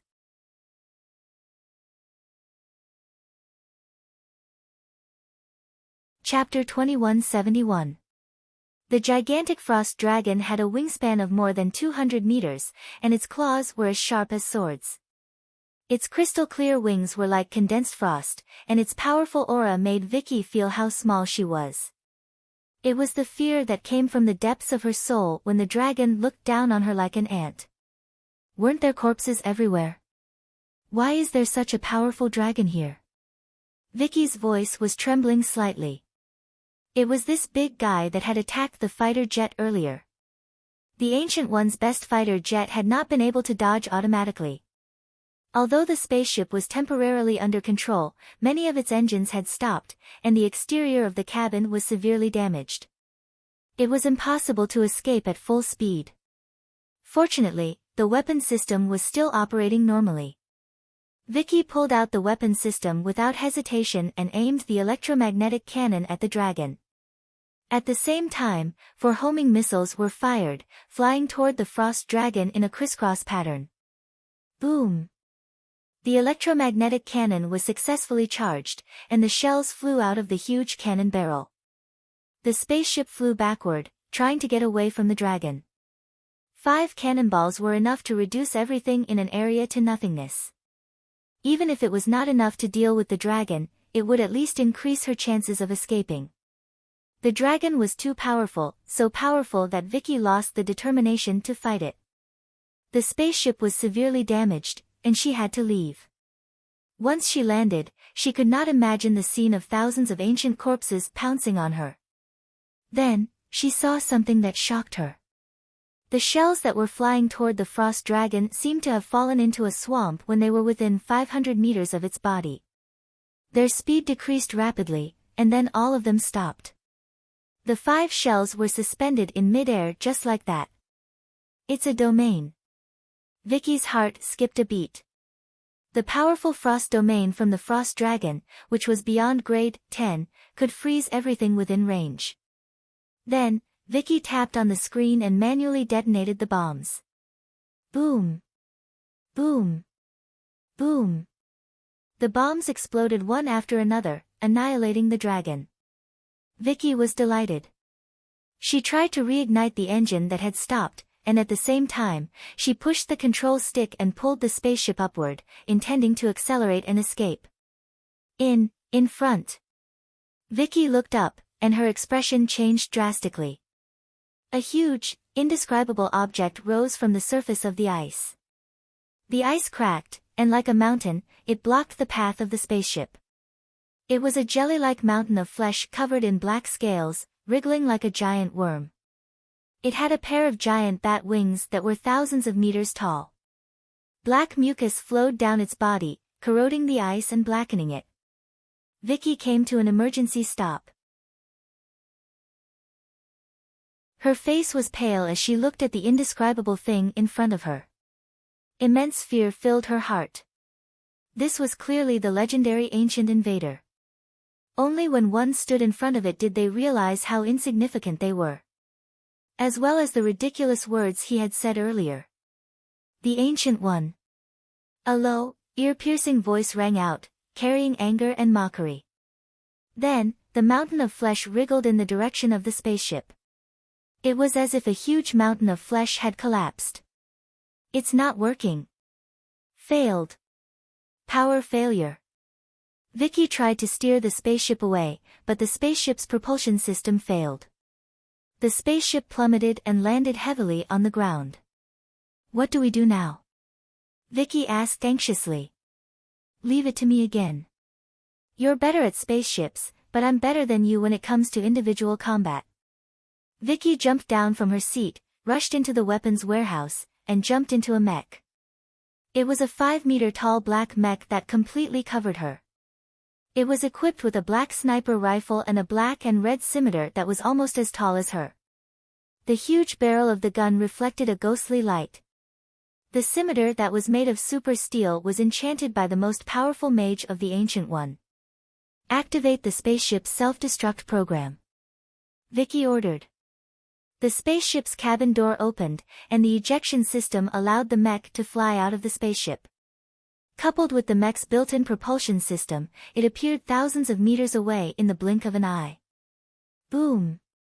With a loud bang, the spaceship that was crushed by Cthulhu self-destructed. Half of the fleet's arsenal and the spaceship's nuclear propulsion system exploded at the same time. Red flames exploded, and the terrifying explosion overturned Cthulhu. Its huge body disintegrated in the explosion. The aftershock swept through the remaining skeletons, and they turned into dust.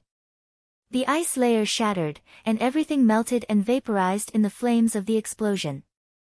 A mushroom cloud rose slowly. Vicky drove the mech away from the center of the explosion. However, even though she had escaped a few miles away, the aftershock of the explosion still overturned the mech, and it rolled a few times on the ice. Vicky pressed her hand against the ground to stabilize herself. She turned around and aimed her gun at the frost dragon that was swooping down, and pulled the trigger at the same time. A golden-red bullet spun out of the gun barrel, and the inscriptions engraved on it began to burn faster. The bullet pierced through the frost dragon's wing, and a huge bullet hole was created. Blood splattered in the air. Roar! The frost dragon roared and spat out a string of ice balls that fell toward Vicky. The ice balls landed and exploded, and the huge impact overturned the mech. Vicky drove the mech to dodge quickly, and after a forward roll, she half-knelt on the ground. She raised her hand and fired 2 more shots at the frost dragon that was pulling up. But this time, the frost wyrm was prepared. The bullets brushed past its wings, leaving only 2 scratches that were neither deep nor shallow, not to mention hitting any of its vital points. At the same time, a furious roar came from the center of the explosion. A huge figure flapped its wings and slowly rose into the air. More than half of the indescribable thing's lower body disappeared, but it was reforming at a speed visible to the naked eye. The 1,000-meter-long bat wings were full of holes, but they were also repairing at a speed visible to the naked eye. Although it did not have eyes, Vicky felt as if she was being stared at. She could even feel its anger that was almost tangible. This is not good. Vicky's expression was a little stiff. The frost dragon was already difficult enough to deal with, and they still could not kill the monster after sacrificing a battleship. It had become a terrifying threat. An ancient invader that could not be killed. The records in the ancient books were not lies. The mech was built for battle, and its escapability was limited. Moreover, the frost dragon was staring at her at a terrifying speed. She had almost no hope of escaping. Vicky's heart sank. She steered the mech away from Cthulhu while sniping at the frost dragon. She had already thought about it. Once she was in a desperate situation, she would detonate the mech. Even if it turned into ashes, she did not want to become the devil's puppet after death and then be killed here and there. Cthulhu's huge body rose into the air, and it flapped its huge bat wings and flew toward Vicky. It covered the sky and the sun, and the sky changed color.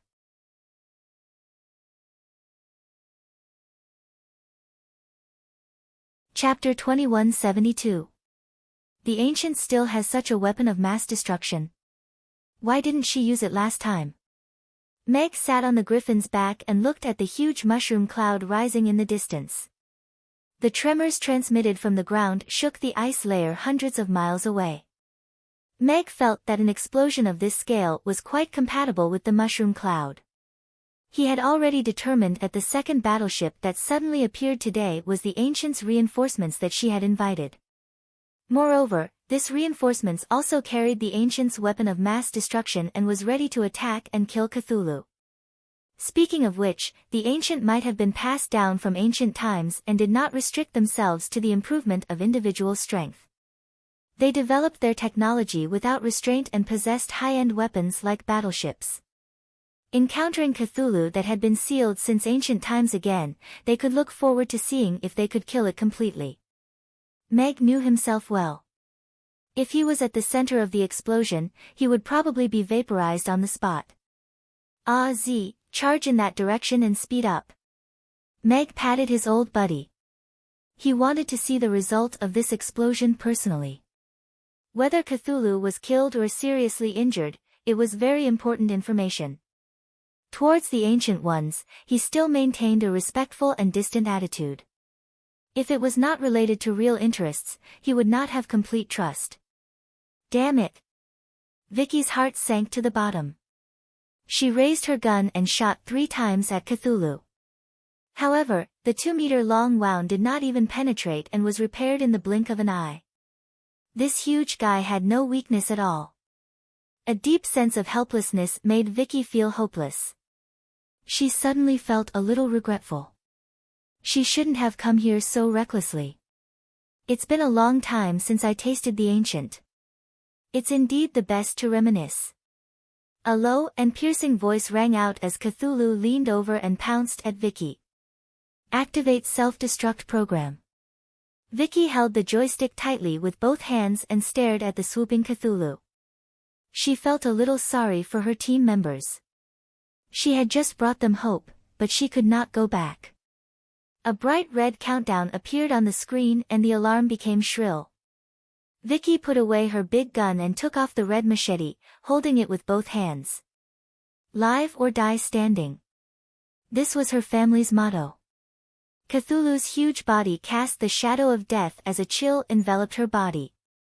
Vicky could almost see the dazzling light of the self-destruct. It was a pity that no one else could enjoy such a beautiful scenery.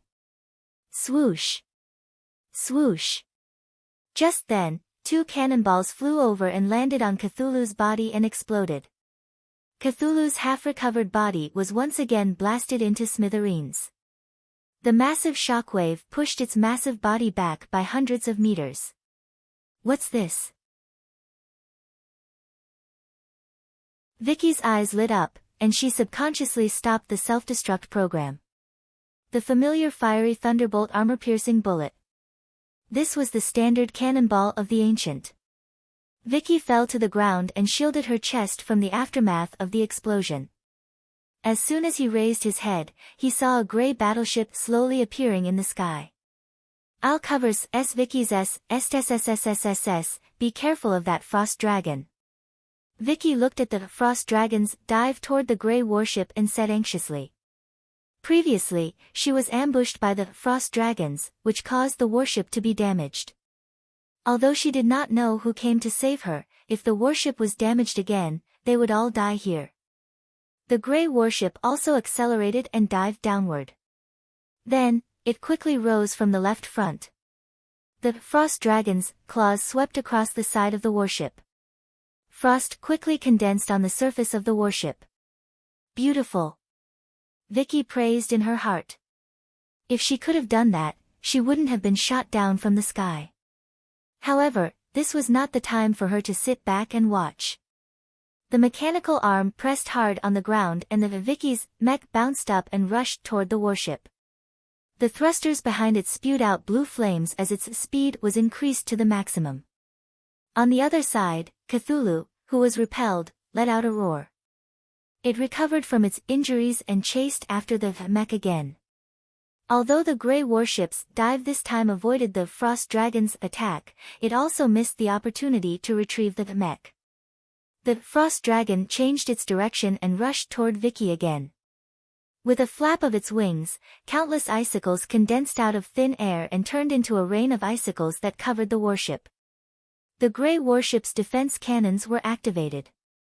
Bullets poured out and the icicles were broken. The area in front of them was instantly cleared.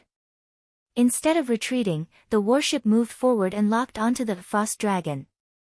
The bullets formed a red line of fire in the air.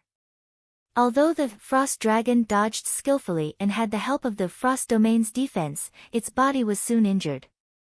Dragon scales flew and blood splattered in the air. On the other hand, the Frost Dragon charged forward several times with the defense cannon's firepower, but the Grey warship's ingenious flying skills avoided it.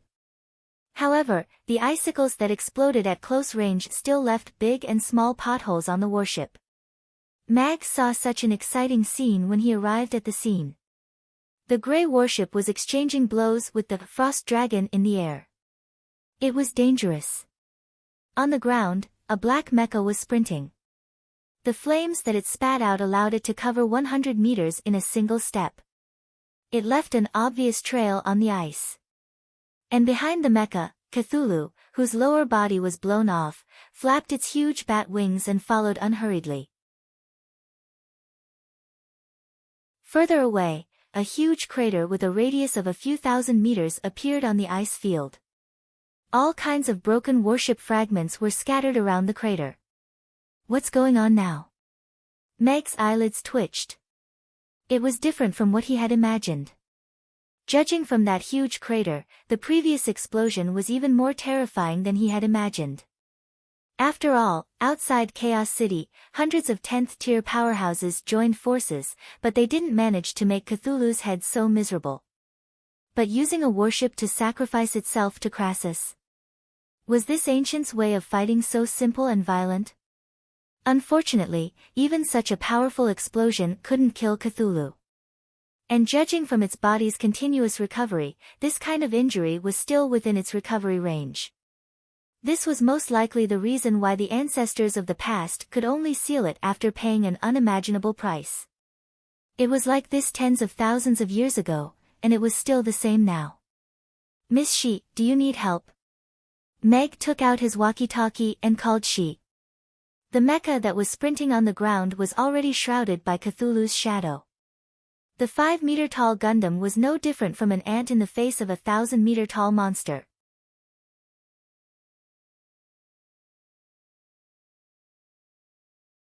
Chapter 2173. Vicky was in despair. The appearance of the Grey battleship gave her a glimmer of hope, but the shadow cast by the behemoth behind her completely wiped out this glimmer of hope. The Frost Dragon was already difficult for the Grey battleship to handle. If she wanted it to take the risk to save her, both of them would fall to their deaths. You should go. I can't leave. The mech slid on the ice for a while before coming to a stop. Vicky said calmly. She held the big gun in one hand and shot steadily and determinedly at one of Cthulhu's wings. She looked at the huge Cthulhu and her heart sank to the bottom. Vicky's identity was extremely noble and she was one of the top aristocrats among the ancients. Regardless of her identity, as a clansman, Vicky would do anything to save her. However, Cthulhu was too powerful and had this powerful Frost Dragon as a servant. Since it stopped trying to get close to it, she even lost the chance to take the risk of descending. Once the spaceship was controlled by the Frost Domain, she would lose all control and end up in the same situation as Vicky. Without a spaceship, they would not be able to escape from Cthulhu's grasp in this vast ice field. At this moment, a familiar number was connected to the line and that person's familiar voice was heard. Miss Shi, do you need help? She turned her head and saw the majestic purple-striped griffin not far away, as well as the man standing on its back. "Yes, I need you to help me stop this frost dragon. I'm going to save my clansmen," she replied calmly without any pretense. Vicky, who was also on the line, was a little surprised. Was there another clansman here? She then looked up and saw the purple-striped griffin shimmering with purple gold light under the sun. Compared to Cthulhu, it looked very delicate. However, in the next second, it turned into a bolt of purple lightning and crashed into the frost dragon. Vicky saw the small figure standing on the griffin, brandishing the long sword in his hand at the huge frost wyrm. A human? Isn't this too ridiculous? Vicky's mouth twitched. She then saw the frost domain that was almost solid being slashed apart by the sword. The frost dragon clashed with its dragon claws. A crisp sound rang out, as if metal and stone had struck each other. The frost wyrm was actually sent flying back 1,000 meters by the slash. The purple lightning reappeared where the frost wyrm had been. So strong. Vicky's mouth gaped open as she stared at the purple-striped griffin in astonishment. Regardless of whether it was the purple-striped griffin's terrifying speed in that instant or the human on the griffin's back that had slashed out with his sword, they had all subverted her imagination. She'd been on the Norland continent for more than a year, but she'd always kept a low profile. Apart from being deceived a few times, she hadn't had any conflicts with anyone. According to the records in the ancient books, the top power level on the Norland continent was 10th tier, and no one could break through to the god tier. But today, the frost dragon gave her the feeling that it was more powerful than a level 10 dragon, but it had yet to reach the divine level. As for the man standing on the back of the purple-striped griffin, he gave her the feeling that he was a god-level powerhouse, an existence on par with her grandfather. There's no time to hesitate. Prepare to connect. There's only one chance, she said coldly. The electromagnetic cannon charged, and fired. The gray battleship descended vertically. The suspension cable was lowered, and it flew rapidly towards the mechas on the ground. Vicky snapped back to her senses. She pressed the trigger and fired all the bullets in her gun at Cthulhu. She turned and sprinted forward. Then, she activated the thrusters under her feet and leaped up. Dozens of enchanted bullets hit the same spot. In the end, they still penetrated Cthulhu's right wing. Its wings, which were already riddled with wounds, flapped, and its huge body made a turn in midair. The electromagnetic cannon then crashed into Cthulhu's huge body, and then exploded. The explosion swept out. Even Meg and Rankster, who were far away, had to retreat to avoid the attack. A gray battleship rushed out amidst the flames. The mechas hanging below quickly retracted, and then the cargo hatch was closed. Rescue successful. Retreat, she said calmly. At the same time, she fired 2 cannonballs, one of which was aimed at the frost wyrm. Meg took out 2 wind runes and slapped them on the purple-striped griffin's wings as he ordered, "Az, go south." The purple-striped griffin turned around without hesitation. It turned into a purple light and disappeared into the sky. Meg leaned against the griffin's back. He grabbed a protruding scale tightly with one hand and felt the cold wind blow past his face. Az, who had the acceleration rune, was 2 times faster than his limit. Although it only lasted for a short 10 minutes, it had already brought him out of danger. They continued to head south for about half an hour. A gray battleship hovered in midair. "Thank you for your help." She dialed the walkie-talkie, and said sincerely. If not for Meg's appearance today and decisive help, Vicky would not have been saved. "It's okay. As long as it's against Cthulhu, we are friends," Meg said with a smile. Although the Ancient One's actions were a little strange, they had indeed killed tens of thousands of undead army and seriously injured Cthulhu and Rankster. Cthulhu might be able to recover with its powerful recovery ability, but Rankster was not an Ancient One. The string of bullet holes left on his body had already caused his strength to decrease significantly. This was also the reason why he could defeat him with one strike earlier. This is the reward. The cargo hold of the battleship opened, and a black heavy cannon was slowly lowered to the ground. There were more than 10 boxes accompanying it. An equivalent exchange. Not bad. Meg nodded in satisfaction. He liked sensible girls like she. Goodbye, she said calmly. The gray battleship started and accelerated, disappearing into the sky. Meg got Z to land. He used the space box that Jonas borrowed to put the main cannon and cannonballs in before continuing to flee south. As long as they were not out of the ice field, there was no such thing as safety. You're she. Vicky stood beside the mecha and looked at the woman who walked out of the cockpit in surprise. You recognize me? She looked at her with a calm expression, but there was a hint of surprise in her eyes. You're so famous. How can I not recognize you?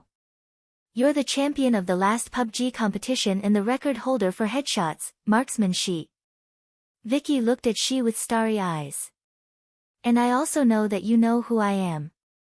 Vicky Roosevelt, the third daughter of the Roosevelt family, and the record holder for the youngest captain of the Ancient Ones. She looked at Vicky calmly with some confusion. So, I'm very confused. How did you crash? This. Vicky's expression turned awkward.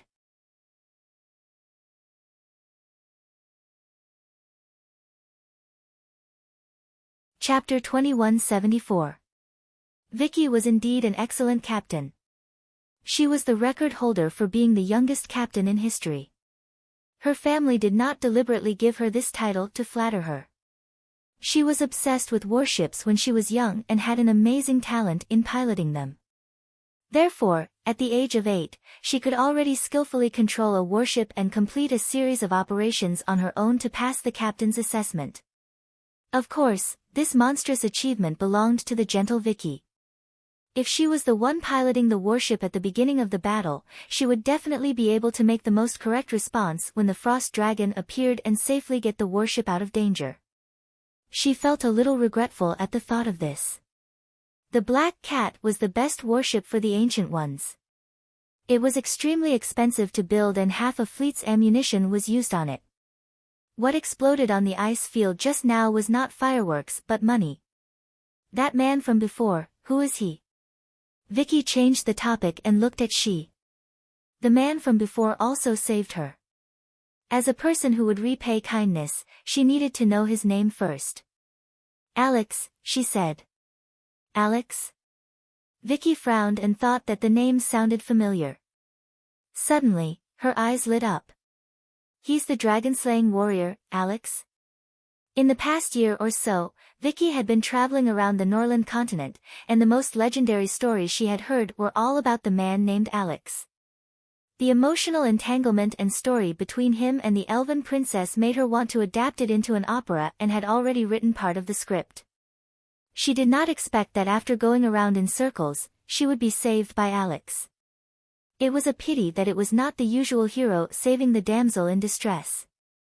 Otherwise, Miss Black Cat intervened in Alex and Irina's relationship and caused them to part ways would be a hit. It's him. She nodded. Vicky collected her thoughts and looked at she before bowing solemnly. She then said, "Thank you for saving me. I'll repay you when I return to the buried city. This is a letter of entrustment from Mr. Ferdinand. He asked me to bring you back to the underground city if I meet you." She raised her hand and showed him a letter of entrustment. At the bottom of the letter was the signature of Ferdinand Roosevelt. How could Grandpa do that? Vicky widened her eyes. She did not expect her grandfather to issue a commission. That's how you could find me so accurately. Vicky looked at she. Did Grandpa do something to the Black Cat? She said calmly, every warship of the Ancient Ones is pre-installed with a positioning system so that they can still find the warship in the event of an accident. You should be aware of this. Vicky was a little She knew, and that was why she had not activated the black cat in the past 2 years. But I can't go back now. I still have something important to do. Vicky looked at she and said seriously, there are still people who need me. They need me to help them achieve their dreams. She looked at Vicky and said after a moment of silence, once I'm done with my observation mission, you must return to the dungeon with me. How long will that be? I'm not sure yet. Vicky lowered her head and looked at her toes, not saying a word. She knew that she was not discussing it with her but informing her of the decision. The commission and her grandfather's signature was a military order. Norland Continent may look backward, but it's actually a very special place. The premise is that you have to get off this spaceship before you can understand this world better. I've been here for more than a year and I still don't dare to say that I understand the world, but I'm surprised every day. Vicky looked up at she and said seriously. She was an indifferent observer on this spaceship. However, Vicky believed that she would not be able to return to this world for at least 3 to 5 years once she got off this spaceship and came into contact with the mortal world.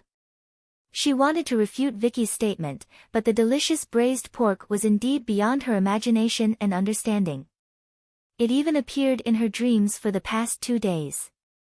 Perhaps there are many other delicacies in this world. She thought to herself, but she said calmly, the lounge is open. You can use it. Thank you. Vicky said and walked to the lounge. She really needed to calm down now. It did not feel good to be close to death, or rather, it was terrible. Alex. I'll remember you. Vicky took off her combat uniform and slid into the bathtub. Meg returned to the command center and looked for Jonas to change the plan at the last minute.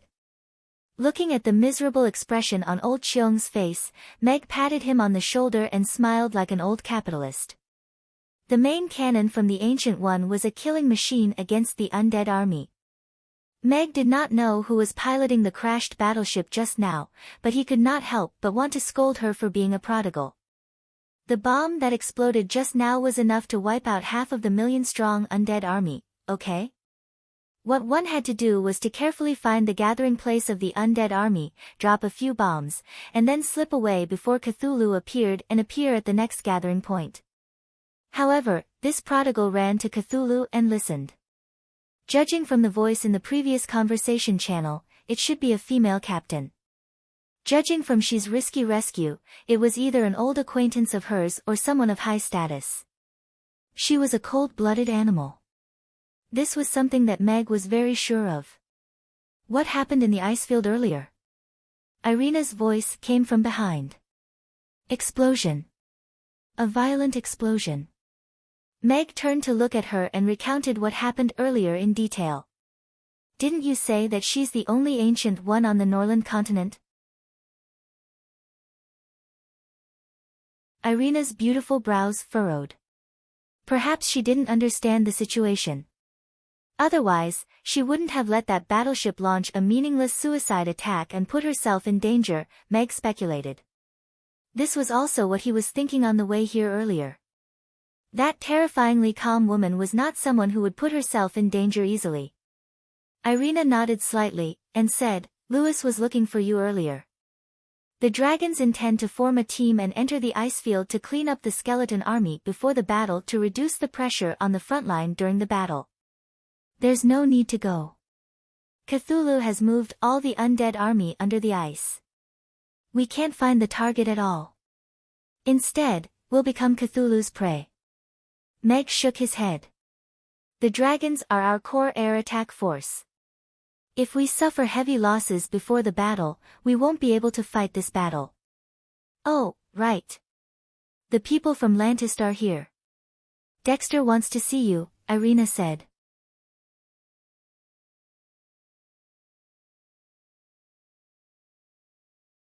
Chapter 2175.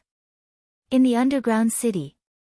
On the top floor of a 1,000-meter-tall building, a hale and hearty old man with short silver hair was sitting behind his desk, frowning as he looked at the documents on the virtual screen. Sir. A man in a suit pushed the door open anxiously, and anxiously said, "The black cat signal has appeared." But what? The old man put away the virtual screen, and stared at the secretary with a pair of sharp eyes. "But we had just finished locating it when the black cat self-destructed." The secretary's forehead was full of cold sweat, but he still quickly said, "This is the image sent back before the black cat self-destructed." Self-destruct. The old man's body swayed, and he reached out to support himself on the table. He could barely control his emotions as he looked at the image displayed on the virtual screen opened by the secretary. It was a huge squirming mountain of flesh, flapping its huge bat wings and pouncing towards the battleship. Then, there was a loud bang, and the image was engulfed in flames before it disappeared.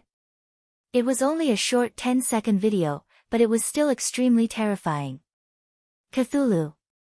Ferdinand clenched his fists, and the aura that erupted from his anger made the legs of the secretary at the side tremble. This was the second time he saw Sir Ferdinand so angry. The last time was when the third young master went missing near Argila 200 years ago, and when he appeared again, he was already crazy. He knew why Sir was so angry. The black cat was the spaceship of Miss Vicky, whom Sir doted on the most. Miss secretly piloted the spaceship away from home 2 years ago. Sir Ferdinand had ordered to search for her for 2 years, and had been trying to track the black cat signal. No one would have thought that after finally tracking the signal today, it would send back such a regretful self-destruct image. A headless Cthulhu was still Cthulhu. What kind of desperate situation would make Miss Vicky press the button to self-destruct? It was her most beloved black cat, the battleship that she named herself. Ferdinand stood up, and said in a deep voice, "Gather the first fleet and follow me to the Norland continent." "Yes." The secretary replied respectfully, and turned to leave. "Sir." Just then, a young man rushed in with an excited expression.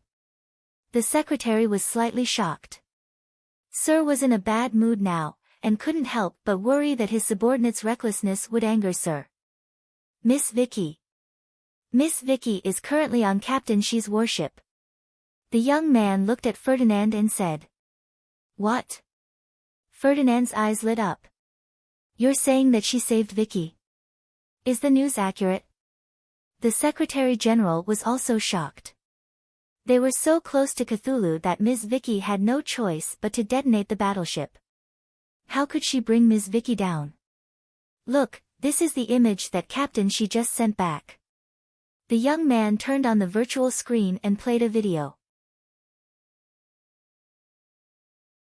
The video started with a huge mushroom cloud rising from the ice field.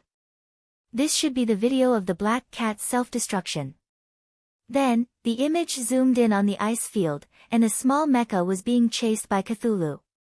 "It's Vicky." Ferdinand clenched his fists. This mecha was a gift from him to Vicky, and the black coating was painted by her personally. The mecha, which was more than 5 meters tall, was like an ant that could be trampled to death at any time in front of the huge Cthulhu. Then, she piloted the battleship and joined the battle, repelling Cthulhu with 4 shells. Everyone heaved a sigh of relief when they saw this. It seemed that she had successfully rescued Vicky with her excellent piloting skills. However, right at this moment, a frost dragon appeared and intercepted the battleship. The two began an extremely intense battle, and it was hard to tell who had the upper hand. What a powerful frost dragon! I didn't expect such a powerhouse to appear on the Norland continent in just a few hundred years. It's a pity that it's controlled by Cthulhu, Ferdinand said in a low voice. To be able to engage in such an intense battle with the mecha at such a close distance, this frost dragon's ability was obviously above 10th tier, but it had not crossed that threshold. The battle back then had damaged the foundation of the Norland continent, and it was difficult for powerhouses to appear on the Norland continent. It was also because of this that the ancients left and entered the underground city to build a new world. However, with such a powerful enemy in the way, it was difficult to separate. The battle was intense, so how did she successfully rescue Vicky? Everyone could not help but wonder. On the other side, Cthulhu had already approached the mecha again. The situation was critical. Right at this moment, a purple lightning bolt appeared in the distant sky, and arrived in front of them in the blink of an eye. After a short pause, the purple lightning bolt charged towards the frost dragon. The battleship piloted by She was able to escape. While firing the missiles, it dove towards the mecha on the ground. The purple lightning bolt crashed into the frost dragon at an astonishing speed, and the powerful frost dragon was sent flying. Everyone then saw that the purple lightning bolt was actually a purple-striped griffin, and on the griffin's back stood a man holding a heavy sword. The frost dragon was sent flying by his sword. So powerful. The Secretary General could not help but exclaim. The young man's mouth was also agape. This person is already half a step into the godly realm. Unbelievable. Ferdinand's shock was no less than the two of them. To enter the godly realm on the Norland continent, this young man's talent was really impressive. While the frost dragon was distracted, she finally found an opportunity to dock with the mecha and escape with the mecha. The scene ended there. Great! Great! Ferdinand paced around the office, unable to hide his joy. The great joy and sorrow came too suddenly, and he could not handle it. This young man is great. If there's a chance, I must meet him. Ferdinand sat back down with a smile. Sir, the First Fleet. The Secretary General asked carefully. There's no hurry. I have to wait for She's report.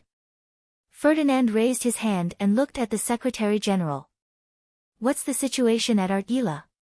The miasma has been spreading in Argila for the past few days, and no one can go within a 5-kilometer radius to check the situation inside. However, from the observation of the outside, there's no other abnormal situation, the Secretary General answered quickly. Ferdinand's knuckles tapped on the table lightly, and he suddenly stopped. He said in a deep voice, let the 2nd Artillery Regiment go to Argila and be on standby. Meg soon met Dexter and Gina. Gina bowed slightly to Meg before leaving the room. It's been a long journey, Meg said to Dexter. The warriors of the Lantis tribe came all the way north from the southernmost tip of the Norland continent, and were the first to reach the front line. The war is urgent, and I dare not delay, Dexter said with a smile. Meg nodded, and said, I have already asked the dwarves to forge the peachwood weapons for Rankster. You can rest at the front line for the next few days. Of course, if there are suitable magic casters, they can also help to build the fortifications.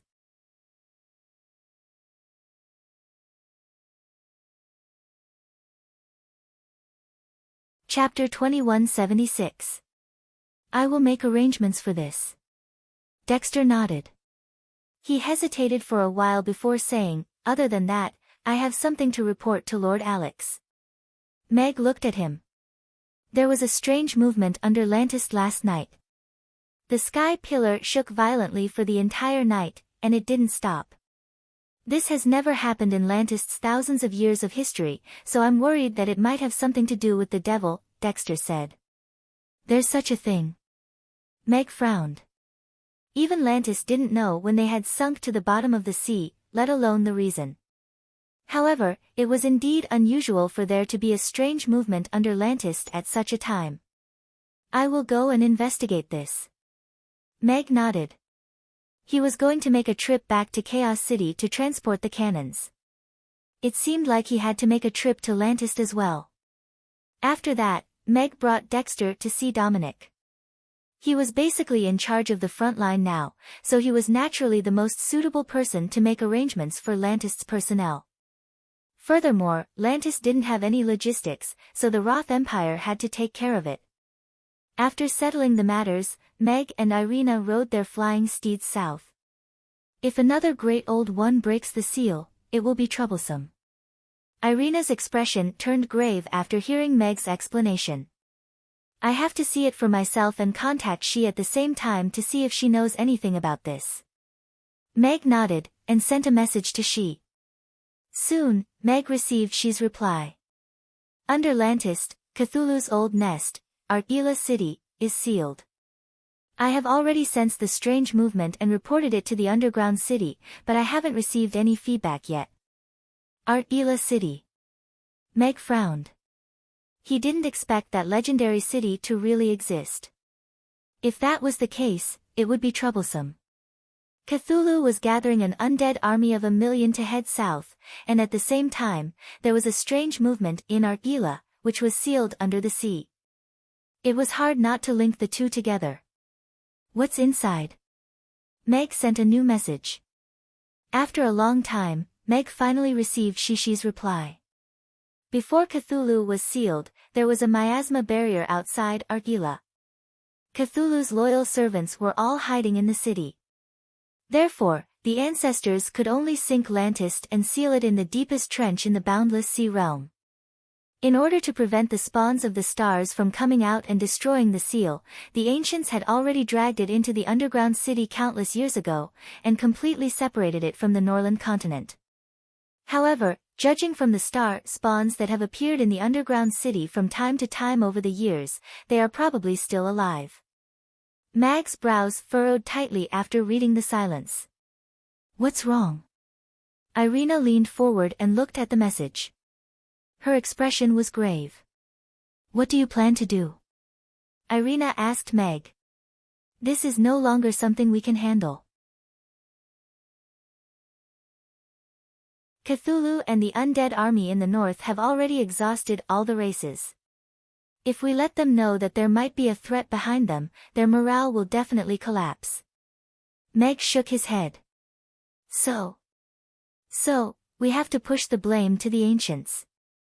Meg stared at the communicator in his hand. After thinking for a while, he sent another message to She. In the spaceship's lounge, she sat by the window and looked at the message she just received on the virtual screen. Her emotionless face showed some hesitation. Vicky, who had taken a shower and changed back into the black Lolita dress, walked in. She glanced at She and subconsciously glanced at the virtual screen. Are Cthulhu's spawns of the stars going to break free from the seal too? Vicky exclaimed. This might be the reason why Cthulhu didn't rush to send the undead army southward after the anomaly in Ila. She nodded. With Vicky's identity, there was no need to hide this from her. Vicky pondered, and said, with the Norland continent's strength, just Cthulhu and the undead army alone are enough of a headache. So, he wants to push the blame to us. He wants us to help him deal with Ila. He doesn't have a choice, she said calmly.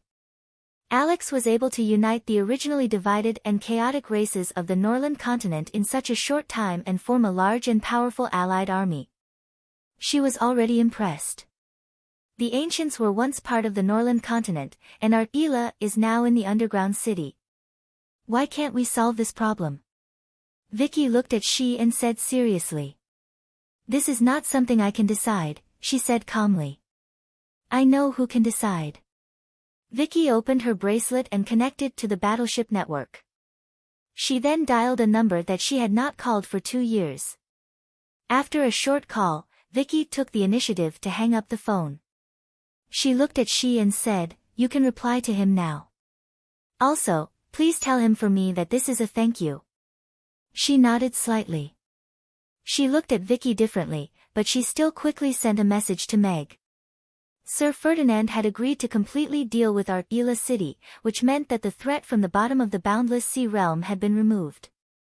The ancients' technology might not be able to deal with a powerful invader like Cthulhu, but if they could not even deal with the servant races in Ila City, then it would be a little unreasonable. Meg had just gotten off the Griffin when he received the message from She. The message was as concise as usual. The threat of Ila has been removed. This is a thank you to the person you saved. The person I saved previously has solved the problem, Meg said to Irina with a smile. That person seems to be of a high status, Irina said in surprise. Someone who can influence the decision-making. Meg nodded in agreement. Good deeds were indeed rewarded. He did not have to worry about the consequences. Please ensure the safety of the Lantistian residents. Meg sent the message, kept the communicator, and walked quickly into the city lord's residence. Meg did not tell Michael about Argila. He loaded the cannon and left the city lord's residence. Meg and Irina went to the ice cream shop, but they only watched from afar for a while. They saw the two children sitting by the window and eating ice cream happily, so they left with peace of mind. Meg then went to the Peach Mountain in the Dragon Territory. The Peach Mountain stretched for thousands of acres, and half of it had already been cut down. There were orcs and elves cutting trees all over the mountain. There were also a few large-scale military factories that were rushing to produce peachwood arrows and other weapons. The completed weapons were transported to the front line by the giant dragons because it was on the way. With this efficiency, we shouldn't have to worry about the lack of weapons. Meg nodded. He was rather pleased to see the wooden boxes stacked into a small mountain on the giant dragons that took off from time to time. End of chapter.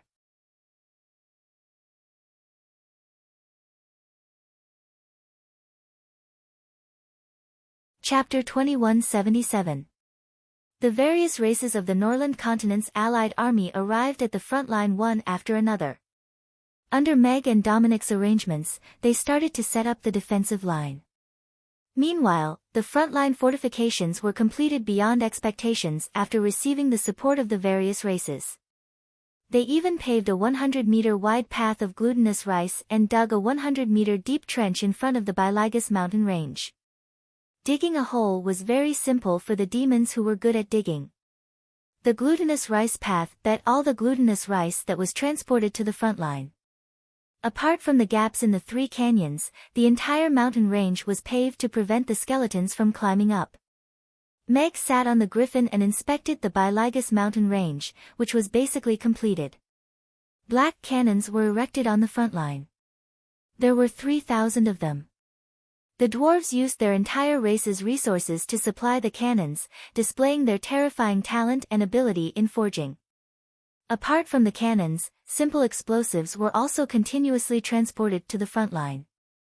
There were 3 types, large cups of explosives. They could be used to replace the stones in the catapults. The range was about 1,000 to 1,500 meters. They could also be carried by giant dragons and other flying races. The large cups of explosives were usually used for Hercules to toss them with their bare hands. Strong trolls and orcs could be thrown hundreds of meters away. This allowed them to have a wide range of long-range attacks. Small cups of explosives were about the size of a fist. They were suitable for humans who were relatively weak for close-range defense. The damage was limited, and they were usually thrown about 100 meters away. The advantage of explosives was that they were easy to make and had a wide range of uses. Now, there were 10 factories that specialized in making explosives at the foot of the Biligus mountain range. The most exaggerated ones were the 3 canyons. The open canyons were the only openings left in the Biligus mountain range. When the undead army attacked, the 3 canyons would be easily breached. Then, what awaited them would be a meat grinder filled with killing spell formations and traps. The 2 sides of the canyons were set up with the allied army's best archers and magic casters. They would give the undead army a head-on blow and kill them as much as possible. At the end of the canyons were the allied army's most powerful close-range combat troops. They were the last and most important line of defense. They would face the powerful undead army directly and engage in the most intense close-range combat. This was the layout of the entire battlefield. According to the report of the sentries, the undead army in the icy plains had begun to gather, and were moving towards the Gus mountain range. However, the news was not clear because the death rate of the sentinels had begun to rise rapidly. Therefore, the Gus mountain range had officially entered a state of war. While the engineers were reinforcing the fortifications, the Alliance army was ready for battle at any time. Meg raised his hand, and the virtual screen lit up. There was a red dot moving slowly on it. She lent it to him and the red dot was Cthulhu's location. As the commander of the Alliance army, being able to observe the movements of the enemy leader was undoubtedly the same as using a cheat code. If it wasn't for the fact that they really couldn't win, this would be the perfect weapon to kill the leader. You knew it was there, and you knew that as long as you killed it, the battle would be over. But you just can't kill it, don't you think I'm angry? However, one thing was for sure, Cthulhu had indeed begun to gather the undead army to invade the south. Lewis had once led dozens of giant dragons into the ice plains to attack some undead armies, but he was attacked by Lantist and Krusu. After more than 10 giant dragons were killed or injured, he was stopped by Meg. The giant dragons were the Alliance Army's very precious aerial attack power, and they absolutely could not suffer heavy losses before the final battle. Just then, a few explosions came from the ice plains. Although it was very far away, the ground could still faintly feel the tremors. Everyone subconsciously looked in the direction of the ice plains. They could not see anything, and they were not too surprised either. They had gotten used to the occasional explosions these days. Some people said that a mage had gone deep into the ice plains and attacked the undead army from time to time. However, no one knew who it was, and no one knew if the news was true. Meg listened attentively. There were a total of 18 explosions. Others might not know, but he knew where the explosions came from. These few days, She's warship had been cruising around the ice plains. Relying on her precise control of Cthulhu's location, she went in and out 7 times and launched air attacks on the undead army. According to the feedback she gave Meg last night, she had eliminated more than 100,000 skeleton soldiers in the past few days, which was a remarkable achievement. Naturally, Meg could not ask for more. If the Alliance army were to deal with 100,000 skeleton soldiers, who knew how much they would have to pay to wipe them out? Therefore, his impression of she also rose sharply. At the end of the canyon in the middle, thousands of demons were digging. It was said that the mage was planning to make a fire pit here and let the demons that rushed there experience a baptism of fire before being attacked by the Alliance army. "Boss, we've been here for a few days. We've been digging here every day. When can we fight?" Mon tossed a piece of ice behind him and scratched his head at Sargeras. The Burning Legion also stopped what they were doing and looked at Sargeras. "What's the hurry?"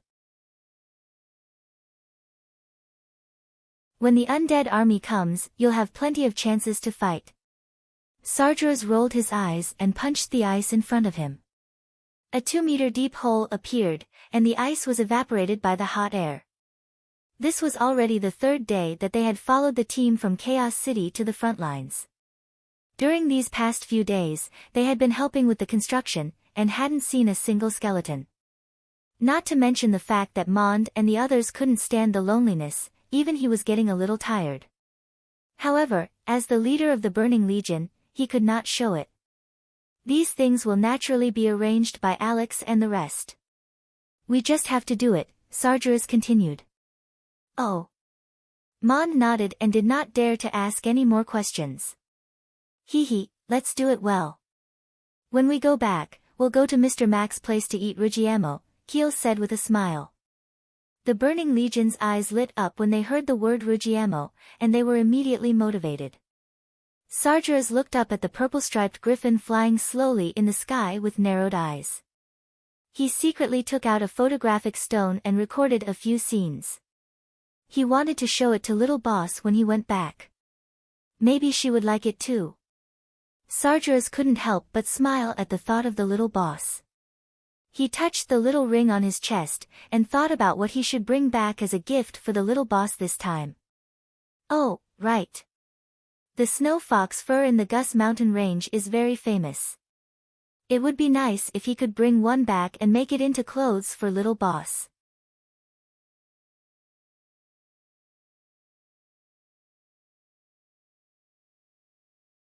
Chapter 2178. Lulu, look at what this is.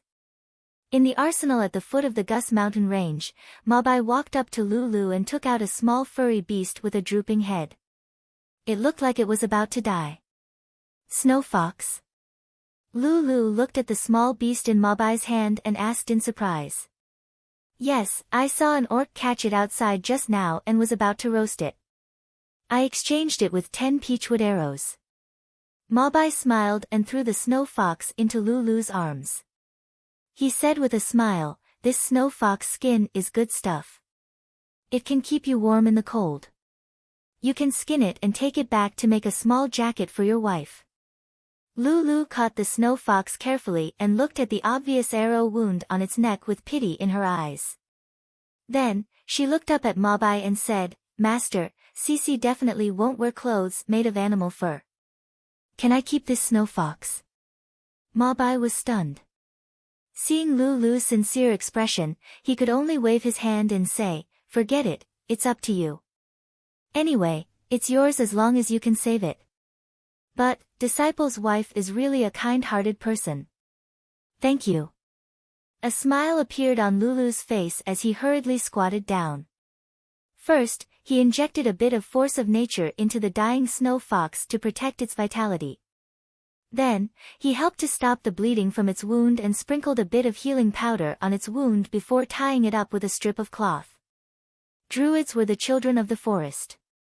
They would not take the initiative to ask for everything in nature except for the need to survive, let alone take the life of a living creature. After being treated and bandaged, the snow fox woke up. It looked up at Lulu warily and seemed to let down its guard very quickly. It looked around and directly burrowed into Lulu's clothes. Only its little head poked out to look around carefully. "Hey, this little fellow really came back to life." Mabai was astonished. Just now, this little guy looked like he was about to die. He didn't expect that after Lulu's manipulation, he would come back to life. Nature magic was indeed miraculous. Lulu also smiled and reached out a finger to gently touch the snow fox's head. Nature magic came from nature, and when it was fed back to nature, it would have an even more powerful effect. "Cici will like it if we can bring it back." Lulu stroked the little fellow's fluffy head. Its hair was exceptionally soft. Mabai picked up a water bottle and gulped down a few mouthfuls of water. He wiped his mouth and said, "All right, we've rested enough. It's time to go back and continue working." Lulu also drank 2 mouthfuls of water and followed Mabai back to the workshop. "Bro, did you bring your own food?" a knight asked the other knight who was feeding the black donkey with a smile. "This is my mount. It's a companion, not food," Kanti said calmly as he stroked the black donkey's head. "You're using a donkey as your mount?" This time, not only the knight who asked the question, but many warriors who were resting at the side also turned their heads to look at Kanti and his black donkey with astonishment. During this period of time, the allied army had been disrupted and merged together, so they had started to do cooperative training. They had seen all kinds of strange things, but this was the first time they had seen an ordinary-looking black donkey as a mount. "Yes, that's it." Kanti nodded seriously as he continued to feed his black donkey. Everyone looked at each other, but no one dared to provoke him. This seemingly old-fashioned knight had defeated a 7th-tier knight who had tried to challenge him yesterday. The name of Kanti Nicholas was quite famous in this defensive zone. Kanti fed the black donkey with grass, and then let go of the rope to let it play with the warhorses at the side. He had also come to the front line with Chaos City's team, and was assigned to the front line. Although there was a cliff that was hundreds of meters high as a natural wall, this was still the most dangerous front line on the battlefield. Once the skeletons broke through the defensive line, they would have to defend the front line with their lives. Wow! What a satisfying battle! Vicky jumped out of the mech with excitement on her little face. The battleship bombarded from the sky, and the mech swept the ground. This was the 3rd time she worked together, and their teamwork was getting better. The battleship took off and quickly left before the silver dragon in the sky arrived. They retreated from the battlefield. 50,000. She gave a short number. This was the result they had achieved in this battle. The 50,000 skeletons were annihilated by them again. "Sister Shi, why don't I pilot the battleship next time?" Vicky looked at Shi and begged. She had not given up. She wanted to pilot the battleship again to prove her piloting skills. As the youngest captain of the Ancient Ones, Vicky had her pride. I'm the only one who can pilot my battleship. She's tone was firm, and there was no room for negotiation. Vicky stuck out her tongue. In fact, she was just asking casually. She didn't have much hope.